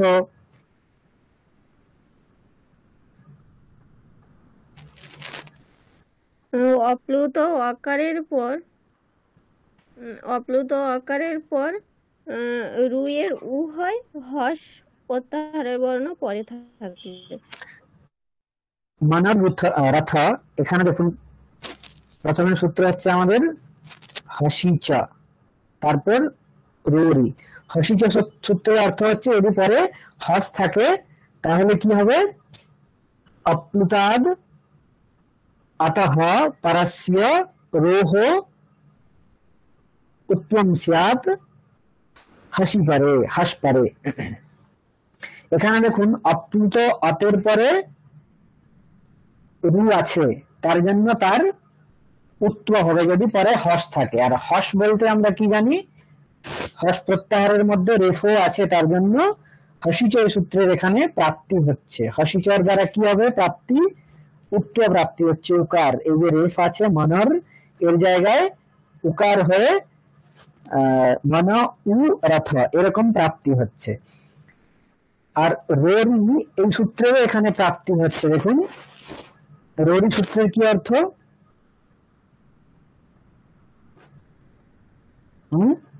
রকার পরে থাকলে রয়ের লোপ হয়। রকার যদি পরে থাকে তাহলে রেফের লোপ হয়ে যায়। রকার পরে আছে, আগে পূর্ববর্তী যে রেফ তার রকারের লোপ হয়ে যাওয়া, এখানে এই রোরি সূত্রের দ্বারা রেফের লোপে এখানে প্রাপ্ত হচ্ছে। তাহলে দুটো কাজ একসাথে প্রাপ্ত হচ্ছে। বুঝতে পেরেছেন এটা প্রত্যেকেই? মানার রথ এই অবস্থাতে হসিচয় সূত্রের দ্বারা উত্তর প্রাপ্ত হচ্ছে, রোরি এই সূত্রের দ্বারা রেফের লোপ প্রাপ্ত হচ্ছে। এখন এই অবস্থাতে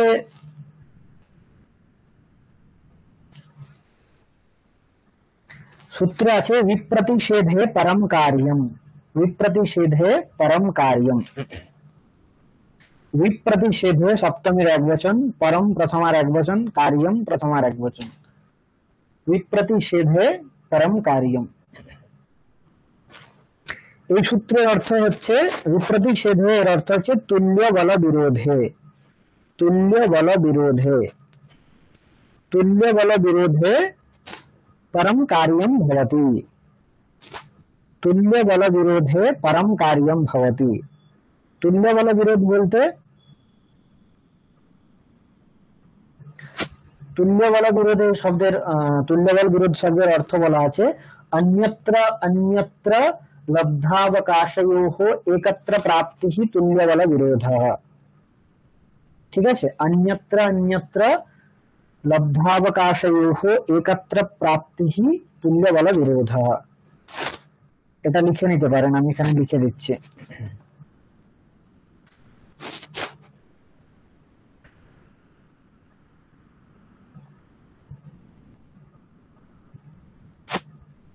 अन्यत्र अन्यत्र लब्धावकाशयोः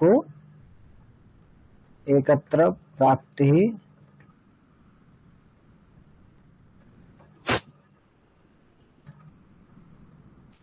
বোঝা গিয়েছে अन्यत्र अन्यत्र लब्धावकाशयोः एकत्र प्राप्तिः तुल्य बल विरोधः। তার মানে अन्यत्र अन्यत्र लब्धावकाशयोः, দেখুন এই যে হসিচ সূত্র আছে, হসিচ সূত্র কোন জায়গায় লব্ধাবকাশ, তার মানে তার প্রয়োগস্থল কোথায়? হসিচ সূত্রের প্রয়োগস্থল বলুন, উদাহরণ বলুন। আগে যেটা ছিল হসিচ সূত্রের কোথায় প্রবৃত্তি হচ্ছিল? শিববন্দ্য। শিববন্দ্য, এখানে শিববন্দ্য যে রূপটা করেছে ওখানে হসিচ লেগেছে। হ্যাঁ, আর রোরি এই সূত্রের প্রবৃত্তি স্থল পুনরমতে হরিরম্য হ্যাঁ হ্যাঁ শম্ভুরাজতে। হ্যাঁ, পুনরমতে হরিরম্য শম্ভুরাজতে ইত্যাদি যে স্থলগুলো আছে। তাহলে দেখুন হসিচ এবং রোরি সূত্রেরই আলাদা আলাদা প্রবৃত্তি স্থল আছে। এখানে এটাই বলা হচ্ছে যে তুল্য বল বিরোধ শব্দের অর্থ হচ্ছে যে अन्यत्र अन्यत्र लब्धावकाशयोः एकत्र प्राप्तिः। হসিচ সূত্র অন্য জায়গায় প্রাপ্তাবকাশ, মানে তার প্রাপ্তি স্থান আলাদা, আবার রোরি সূত্রের প্রাপ্তি স্থান আলাদা। ঠিক আছে, এখন अन्यत्र अन्यत्र लब्धावकाश, लब्धावकाश বলতে যেখানে তার প্রাপ্তি স্থল, হসিচ সূত্রের প্রাপ্তি স্থল শিববন্দ্য ইত্যাদি, রোরি সূত্রের প্রাপ্তি স্থল পুনরমতে হরি রম্য ইত্যাদি স্থল। তাহলে দুটো জায়গাতেই এই যে দুটো সূত্র বিভিন্ন স্থলে প্রাপ্তাবকাশ, প্রাপ্তাবকাশ মানে এদের প্রাপ্তি আছে, এই সমস্ত জায়গাতে প্রাপ্তি আছে আলাদা আলাদা স্থলে। এখন এই প্রাপ্তাবকাশ যে দুটো সূত্র আছে হসিচ এবং রোরি, এদের যদি একই স্থলে প্রাপ্তি হয়, মনের রথ একটা জায়গাতে দুটো সূত্রের প্রাপ্তি হচ্ছে, এটাকে আমরা বলছি তুল্য বল বিরোধः। अन्यत्र अन्यत्र लब्धावकाशयोः एकत्र प्राप्तिः तुल्य बल विरोधः। नाम हसिच इति सूत्रस्य शिवोवन्द्यः इत्यत्र हसिच इति सूत्रं प्राप्तावकाशं, रोरि इति सूत्रं पुनरमते इत्यादिषु प्राप्तावकाशम्। एवं मनर् रथ इत्यत्र लब्धावकाशयोः तयोः हसिच रोरि इति सूत्रयोः एकत्र प्राप्तिः अस्ति, अतः अत्र तुल्यबल विरोधः तयोः सूत्रयोः। এই যে দুটো সূত্র এদের মধ্যে তুল্যবল বিরোধ আছে এখানে। বুঝতে পেরেছেন সকলেই?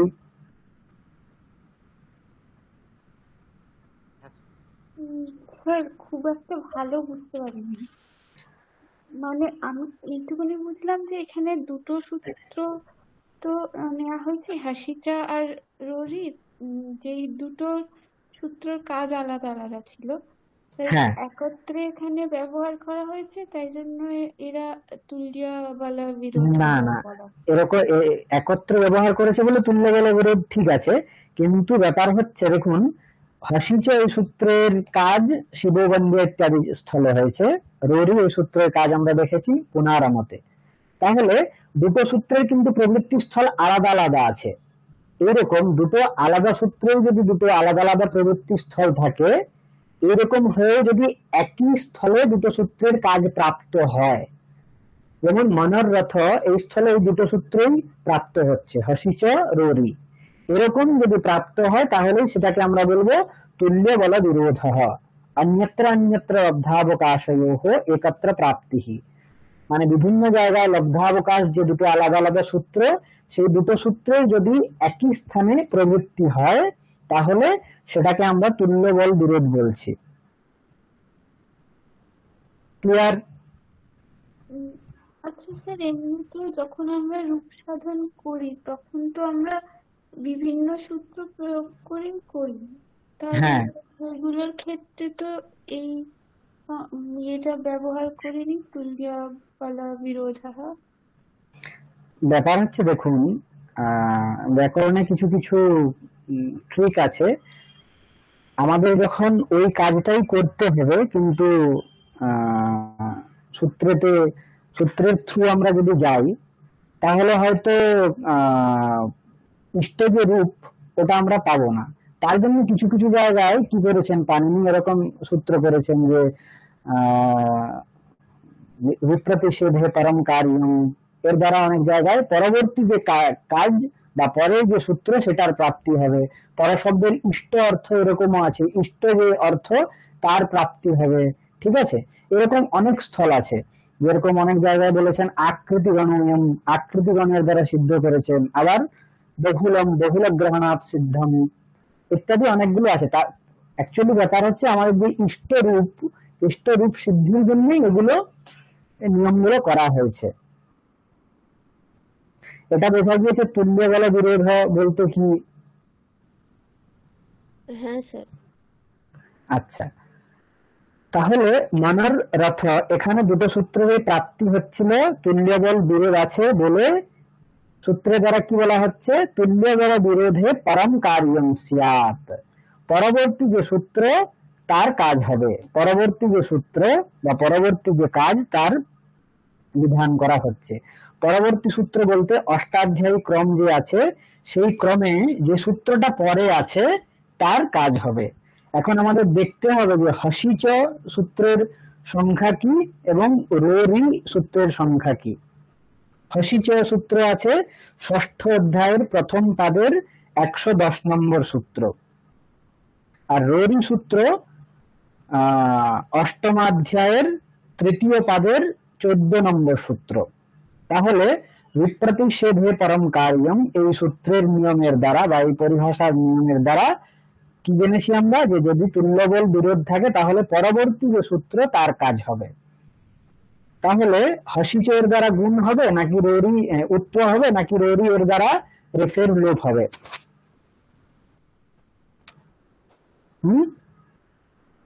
রেফের লোপই হবে। রেফের লোপ হবে। হ্যাঁ, ওটাই এখানে দেখুন লেখা আছে, এটি লোপে প্রাপ্তে। এই যে বিপ্রতিষেধে পরম কার্যম আমরা নিয়মটা করলাম, এর দ্বারা রেফের লোপ প্রাপ্ত ছিল, এটি লোপে প্রাপ্তে পূর্বত্র আসিদ্ধম ইতি রোরি ইত্যস্য অসিদ্ধত্বাদ উত্তমেব। এখন পূর্বত্র আসিদ্ধম এই সূত্রে এখানে বলা হচ্ছে পূর্বত্র আসিদ্ধম ইতি নিয়মাৎ রোরি ইত্যস্য অসিদ্ধত্বাদ উত্তমেব। পূর্বত্র আসিদ্ধম সূত্রের কি অর্থ? ওখানে বলা হয়েছে স্বপাদ সপ্তাধ্যায়ীম প্রতি ত্রিপাদী অসিদ্ধা ত্রিপাদ্যমপি পূর্বম প্রতি পরম শাস্ত্রম অসিদ্ধম।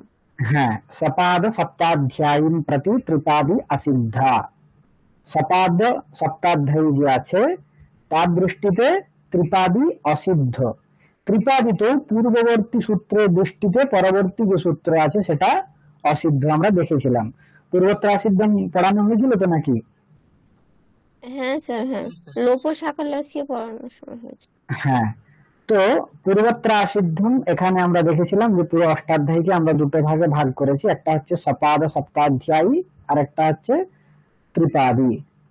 7টা অধ্যায় আর একটা পাদ আর একটা অংশ ছিল শুধুমাত্র 3টে পাদ। তো এখানে হসিচ এই যে সূত্রটা আছে, হসিচ সূত্র হচ্ছে ষষ্ঠ অধ্যায়ের প্রথম পাদের 110 নম্বর সূত্র, তাই তো?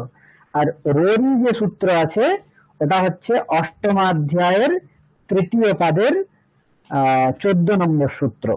তাহলে কার দৃষ্টিতে কে অসিদ্ধ?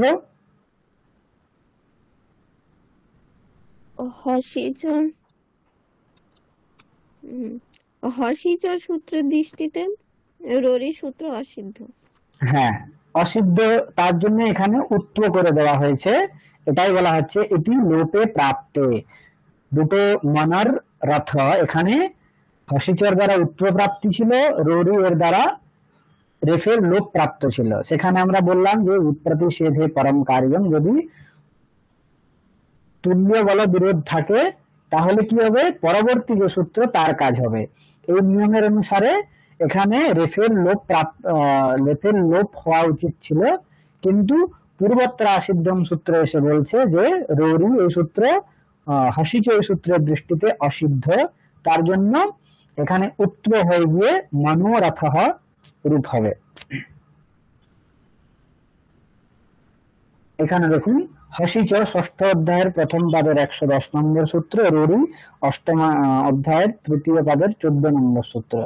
রোরি ইতি সূত্রস্য পরত্বাদ মনরথ ইত্যত্র ইদং সূত্রম প্রাপ্নोति। परन्तु इदं सूत्रं त्रिपाद्यमस्ति इति हेतोः पूर्वत्र सिद्धम् इति सूत्रानुसारेण हसिच इति सूत्रदृष्ट्या रोरि असिद्धं भवति। हसिच सूत्रे दृष्टिते रोरि सूत्र नहीं असिद्ध, এই জন্য উকার হয়ে গিয়ে মন উ রথ, মন উ রথ আদ গুণ হয়ে যাবে মনোরথ। বোঝা গিয়েছে? হ্যাঁ স্যার। হ্যাঁ হ্যাঁ ঠিক ঠিক আছে। আচ্ছা আচ্ছা, আর দুটো সূত্র আছে, তাহলে এটা শেষ হয়ে যাবে। 10 মিনিট এক্সট্রা হলে অসুবিধা নেই তো?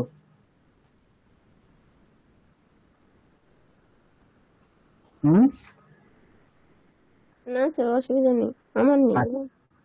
ঠিক আছে, বেশিক্ষণ লাগবে না, 5-10 মিনিট মোটামুটি লাগবে। এরপরের সূত্র হচ্ছে এতত্তদোহ সুলোপহ অকোরণৈ সমাসে হলি। এতত্তদোহ সুলোপো অকোরণৈ সমাসে হলি। এতত্তদোহ সুলোপহ অকোহ অনৈ সমাসে হলি। এতগুলো পদ আছে এখানে। এতত্তদোহ ষষ্ঠীর দ্বিবচন এখানে এতৎ চ তচ্চ এতত্তদো তয়োহ এতত্তদোহ সুলোপহ সোহ লোপহ সুলোপহ অকোহ।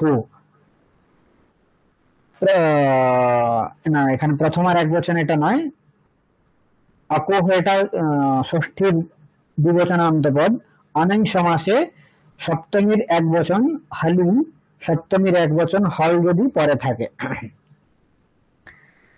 এতত্তদোহ অকোহ সুলোপহ, এতত্তদোহ অকোহ সুলোপহ হলি অনৈ সমাসে, এরকম সূত্রের অন্বয় হবে। এতত্তদোহ অকোহ সুলোপহ হলি অনৈ সমাসে। অকোহ এর অর্থ হচ্ছে অবিদ্যমানঃ ক যয়োহ তৌ অকৌ তয়োহ অকোহ। যেখানে ক নেই সেটাকেই বলা হচ্ছে অক।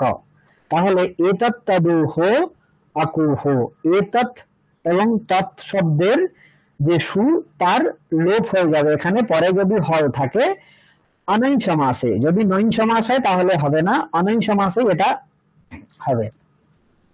কিন্তু এখানে বলা হচ্ছে অকোহ, অকো এতত্তদোহ অকোহ। এতত্তদোহ অকোহ বলতে ককার রহিত যদি এতৎ এবং তৎ শব্দ থাকে, ককার রহিত যদি এতৎ এবং তৎ শব্দ থাকে তাহলে তাদের অবয়ব যে সু তার লোপ হয়ে যাবে। কখন হবে? হল পরে থাকলে এবং অনৈ সমাসে। নৈ সমাস যদি হয় তাহলে হবে না। अककारयोः एतत्तदोः यः सुः तस्य लोपः स्यात् हलि। ककार रहितयोः एतत्तदोः, ककार रहित यदि एतत् एवं तत् शब्द থাকে তাদের অবয়ব যে সু তার লোপ হয়ে যাবে যদি পরে হল থাকে, নতু নৈ সমাসে। এষ বিষ্ণুঃ, এষ বিষ্ণুঃ। এখন দেখুন এখানে এষ বিষ্ণুঃ, এখানে এরকম প্রক্রিয়া আছে। এতদ সু বিষ্ণু, এতদূর পর্যন্ত দেখতে হবে না। এষস বিষ্ণু, এখান থেকে দেখুন, এটা আগের প্রক্রিয়া। তদোহ সহ সাবনঞ্চোহ তেগায় নামহ, এগুলো হচ্ছে আমাদের অজন্ত পুংলিঙ্গ প্রকরণ, এর পরে আছে। এটা এখন না জানলে কোনো অসুবিধা নেই। এষস এষস বিষ্ণুঃ, এষস বিষ্ণুঃ। চলে প্রক্রিয়াটা ওখানে একটা ভুল আছে। এষস বিষ্ণু, এখানে দেখুন এতৎ শব্দ অবয়ব হচ্ছে এখানে সকার। এষস এখানে দেখতে পারেন যে এতৎ তারপরে স এখানে সুপ্রত্যয় করে এসহ এরকম রূপ হবে। এখন এষস বিষ্ণু এতদূর আমরা পেয়েছি। এটা কিভাবে পেলাম না পেলাম এটা পর অন্য প্রক্রিয়াতে আছে, এটা না জানলে এখন কোনো অসুবিধা নেই।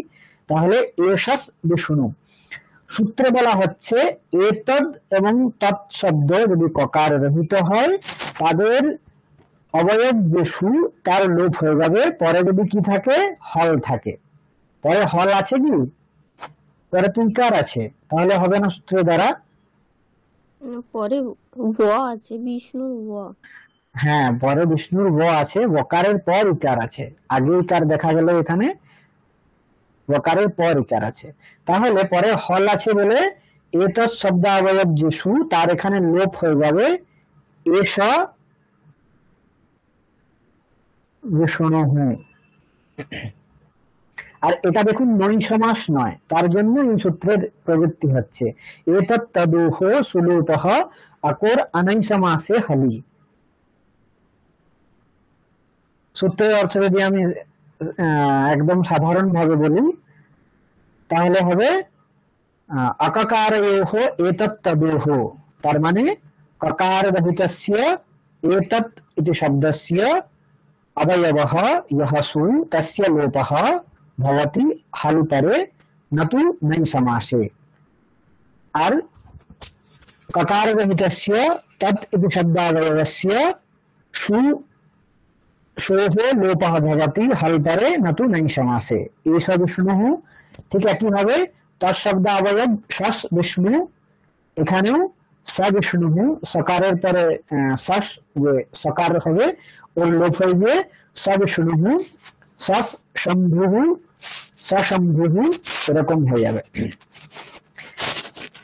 এখানে প্রত্যুদাহরণ বলা হয়েছে আকোহ, আকোহ এতৎ তদোহ, ককার রহিত ইয়োহ এতৎ তদোহ সোহ লোপঃ। ককার রহিত এতৎ এবং তৎশব্দের পরে যে সুবিভক্তি তারই লোপ হবে, ঠিক আছে। ককার যদি থাকে, ককার সহিত যদি হয় তাহলে হবে না। যেরকম এষকো রুদ্রহ, এষকো রুদ্রহ, এখানে দেখুন এখানে যে এষকস রুদ্রহ, এখানে ককার আছে বলে সকারের লোপ হচ্ছে না, কেননা বলা হয়েছে অকোহ ককার রহিত ইয়োহ এতৎ তদোহ সোহ লোপঃ। ককার সহিত যদি হয় তাহলে কিন্তু লোপ হবে না। এষকো রুদ্রহ, এখানে ককার সহিত আছে বলে এখানে লোপ হচ্ছে না। আরেকটা প্রত্যুদাহরণ এখানে দেওয়া হয়েছে অনৈ সমাসে, যদি নৈ সমাস থাকে তাহলে হবে না, অনৈ সমাস থাকলেই এতৎ তদোহ সুলোপঃ অকর অনৈ সমাসে হলি, এই সূত্রের দ্বারা সকারের লোপ হয়ে যাবে। যেরকম অসহ শিবহ, অসহ শিবহ, এখানে অসস শিবহ, এই অবস্থাতে সকারের পর যে অ্যাকচুয়ালি যে বিসর্গটা দেখা যাচ্ছে ওটা সকার, তারপর সকারের বিসর্গ হয়েছে অসস শিব, সকারের লোপ এখানে হচ্ছে না, কেন ন সহ অসহ, এখানে নৈ তৎপুরুষ সমাস করা হয়েছে, নৈ সমাস করা হয়েছে বলে এতৎ তদোহ সুলোপঃ অকর অনৈ সমাসে হলি, এই সূত্রের দ্বারা এখানে সকারের লোপ হচ্ছে না, সুয়ের লোপ হচ্ছে না বলে অসহ এরকম রূপ পাওয়া যাচ্ছে। আরেকটা বলা হয়েছে হলি কিম, যদি পরে হল থাকে তাহলে এই সূত্রের প্রযুক্তি, যদি পরে অচ থাকে তাহলে হবে না। যেরকম এষহ অত্র, এষস অত্র, এই অবস্থাতে পরে অকার অচ আছে হল নেই বলে এই সূত্রের দ্বারা সকারের লোপ হয়নি, সকার পরে উকার হয়ে গেছে, রু হয়েছে এষ অত্র, রু হয়েছে উকার হয়েছে, তারপর গুণে ওকার করে এষ অত্র,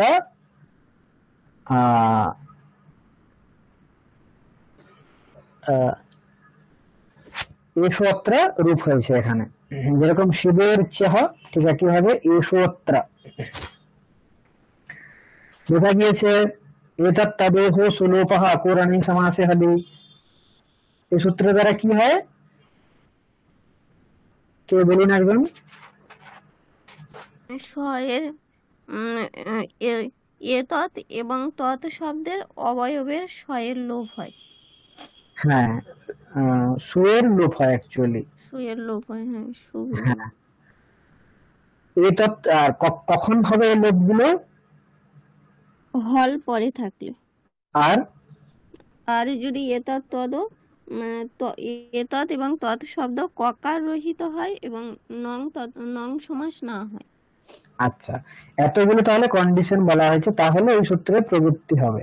প্রত্যুদাহরণগুলো এখানে বলে দেওয়া হয়েছে যে এই অবস্থাতে হবে না, তার জন্য যে স্থলগুলো আছে এশকো রুদ্রহ ইত্যাদি, যে সমস্ত স্থল আশাশিবহ এষো অত্র এশকো রুদ্রহ ইত্যাদি, ওই সমস্ত স্থলে হচ্ছে না। এর পরের সূত্র হচ্ছে শোচি লোপে চেত পাদ পুরাণম। শোচি লোপে চেত পাদ পুরাণম সহ আছি লোপে চেত পাদ পুরাণম। এখানে কি করা হচ্ছে, যেরকম সুর লোপ করে দেওয়া হচ্ছিল, এই সূত্রের দ্বারাও তার লোপ হয়ে যাবে, কিন্তু কন্ডিশনটা একটু আলাদা আছে। সহ আছি লোপে চেত পাদ পুরাণম। সহ প্রথমার এক বচন, আছি সপ্তমীর এক বচন, লোপে সপ্তমীর এক বচন, চেত অব্যয়, আর পাদ পুরাণম প্রথমার এক বচন। এখানে লোপে চেত পাদ পুরাণম এর অর্থ দেখতে হবে আমাদের। লোপে চেত পাদ পুরাণম এই দুটো পদের অর্থ যদি বুঝে যায় তাহলে সূত্রের অর্থ স্পষ্টভাবে বোঝা যাবে। লোপে চেত পাদ পুরাণম তার মানে লোপ করে যদি পাদ পূর্ণ হয় তাহলে এই কাজটা হবে। পাদ বলতে কি বোঝানো হয়, যেরকম কোন শ্লোক থাকে, তো শ্লোকের চারটে পাদ থাকে, ধর্মক্ষেত্রে কুরুক্ষেত্রে সমবেতা ইউৎসবঃ মামকাঃ পাণ্ডবাশ্চৈব কিমকুর্বত সঞ্জয়। এটা শ্লোক। এখানে ধর্মক্ষেত্রে কুরুক্ষেত্রে এটা হচ্ছে একটা পাদ, সমবেতা ইউৎসবঃ এটা হচ্ছে আরেকটা পাদ, মামকাঃ পাণ্ডবাশ্চৈব এটা হচ্ছে তৃতীয় পাদ, কিমকুর্বত সঞ্জয় এটা হচ্ছে চতুর্থ পাদ। শ্লোকে চারটে পাদ আছে এখানে। এখন কি হয়, অনেক সময় প্রতিটা পাদে অনেক সময় কি হয়, একই সংখ্যাতে বা একই মাত্রাতে বর্ণ থাকে। এখানে বলা হচ্ছে যে লোপে চেত পাদ পুরাণম, লোপ করে যদি পাদ পূরণ হয়, পাদের পূর্তি হয়, একটা পাদের পূর্তি হয়, তাহলে এখানে যে কাজটা বলা হচ্ছে মানে সকারের লোপ হয়ে যাবে। শস ইত্যস্য সোহ লোপস্যাদ আচিপরে পাদশ্চেল লোপে সত্যেব পূর্যতে। যদি পাদ পূর্তি যদি লোপ করেই হয় তাহলে এখানে যে সকারের বা সুয়ের লোপ হয়ে যাবে অচ পরে থাকলে। যেরকম এখানে একটা মন্ত্র দেওয়া আছে, সেমাম অবিদ্ধি প্রভৃতিম ইউশিষে, এটা হচ্ছে একটা পাদ। এখানে সস ইমাম, সস ইমাম সস আছে, এখন বলা হচ্ছে আচপরে, আচপরে সস ইত্যস্য সোর লোপঃ, সস এই শব্দের সকারের লোপ হয়ে যাবে, সুয়ের লোপ হয়ে যাবে। সহ ইমাম অ্যাকচুয়ালি এখানে ছিল, তারপর সস ইমাম, এরকম করে সস ইমাম এই অবস্থাতে যদি আমরা লোপ করে দিই তাহলেই পাদের পূর্তি হবে। সেমাম অবিদ্ধি প্রভৃতিম ইউশিষে অয়া বিধেমা নবয়া মহাগিরা, এরকম করে পরবর্তী পাদ আছে, তারপরে আবার একটা তৃতীয় পাদ আছে, চতুর্থ পাদ আছে।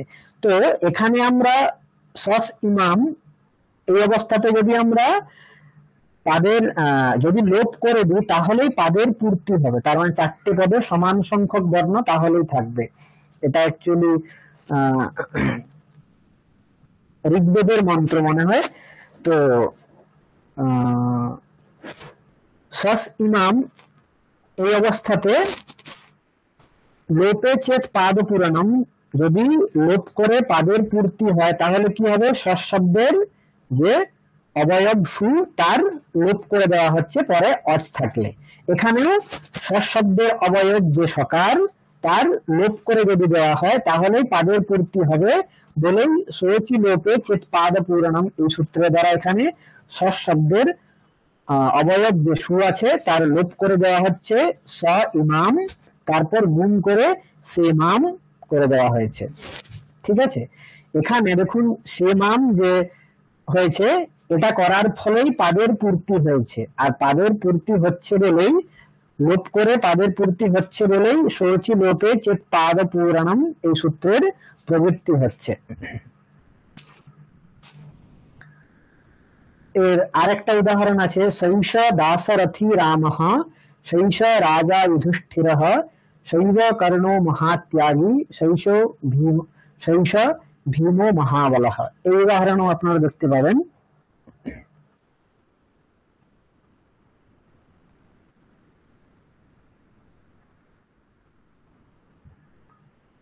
স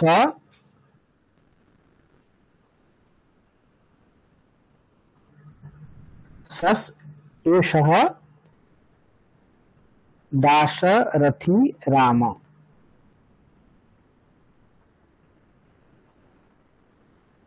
শৈশ দাসরথী রাম, দাসরথী রামঃ। এখানে শৈশ এই যে পদটা আছে, সস এষ, এখানে দেখুন সস এষ, এখানে যদি সস শব্দের অবয়ব যে সু আছে তার যদি আমরা লোপ করে দিই তাহলেই কিন্তু পাদের পূর্তি হবে, শৈশ দাশরথী রামঃ। এখানে কি ছন্দ আছে বলুন তো? অনুষ্টুপ ছন্দ আছে। প্রতি পাদে কটা বর্ণ থাকে? হ্যাঁ, 8 মাত্রা। তাহলে দেখুন এখানে যদি শৈশ হয় তাহলে কিন্তু 8 মাত্রা হয়ে যাবে, না হলে কিন্তু তার থেকে বেশি হয়ে যাবে। তার জন্য এখানে সকারের লোপ করে দেওয়া হচ্ছে স এষ, তারপর আবার বৃদ্ধি করে দেওয়া হচ্ছে শৈশ। তাহলে এখানে লোপ করার ফলেই পাদের পূর্তি হচ্ছে, লোপ করলেই পাদের পূর্তি হচ্ছে। তার জন্য লোপ করলে যদি পাদের পূর্তি হয় তাহলে এই সূত্রের দ্বারা, তার মানে শোচি লোপে চেত পাদ পূরণম, এই সূত্রের দ্বারা সস শব্দের যে অবয়ব সু তার লোপ হয়ে যাবে।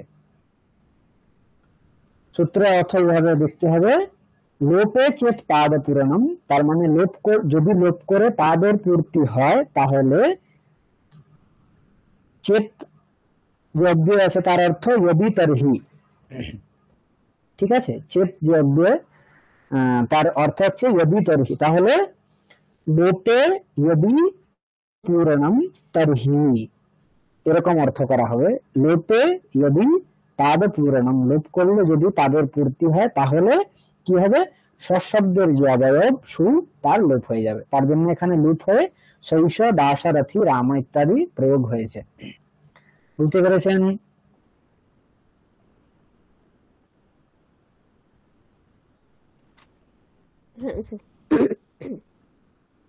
সমাপ্তং চেদম পঞ্চসন্ধি প্রকরণম। পঞ্চসন্ধিন্ত যে আপনাদের অংশ ছিল পাঠ্যে, এটা এখানে সমাপ্ত হলো।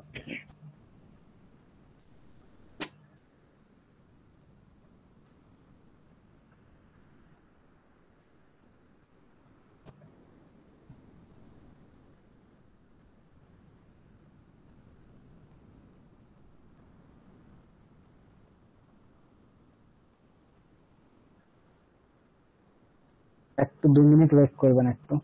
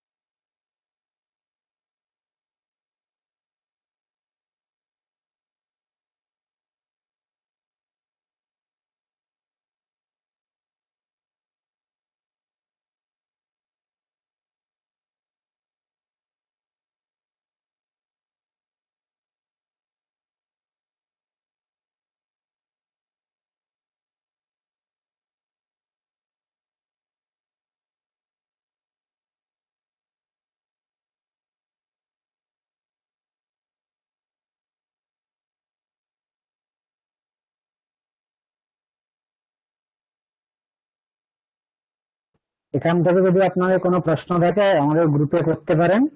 আর যে রূপ সাধন গুলো আছে ওগুলো অবশ্যই দেখবেন। মূল গ্রন্থ, সূত্র এবং তার বৃত্তি, উদাহরণ, প্রত্যুদাহরণ এগুলো যদি মুখস্থ রাখতে পারেন তাহলে খুবই ভালো, কারণ পরবর্তী যে প্রকরণ গুলো আছে সেগুলো পড়ার জন্য এগুলো দরকার। পঞ্চসন্ধন্ত বিভিন্ন জায়গাতে কাজে লাগবে এটা। তো চেষ্টা করবেন যে সূত্রগুলো এবং তার বৃত্তিগুলোকে পড়ার। ঠিক আছে, মুখস্থ যদি হয় তাহলে খুবই ভালো হয়। আর পঞ্চসন্ধি পড়ার পর স্যার আমরা তো 3টে সন্ধি পড়েছি, মানে হ্যাঁ এখানে অসন্ধি, অ্যাকচুয়ালি বিসর্গ সন্ধি, হ্যাঁ এগুলো প্রকৃতি ভাব। এখানে নেই। প্রকৃতি ভাব কিছু কিছু আসেনি একটা আধটাও। এসছে, মানে ওইগুলোকে নিয়ে তাহলে পঞ্চসন্ধি হ্যাঁ হয়েছে। হ্যাঁ হ্যাঁ হ্যাঁ অ্যাকচুয়ালি এখানে এত লঘু কৌমুদীতে এত বিস্তৃত ভাবে নেই, সিদ্ধান্ত কৌমুদীতে অনেক বিস্তৃত ভাবে আছে 5টা। ওই জন্য এখানে ওই প্রকৃতি ভাবের দু একটা সূত্রই বলা হয়েছে। লঘু কৌমুদী যদি পড়েন, এগুলো যদি পড়েন তাহলে সিদ্ধান্ত কৌমুদী পড়তেও খুব একটা অসুবিধা হবে না, এখান থেকে পড়তে পারবেন।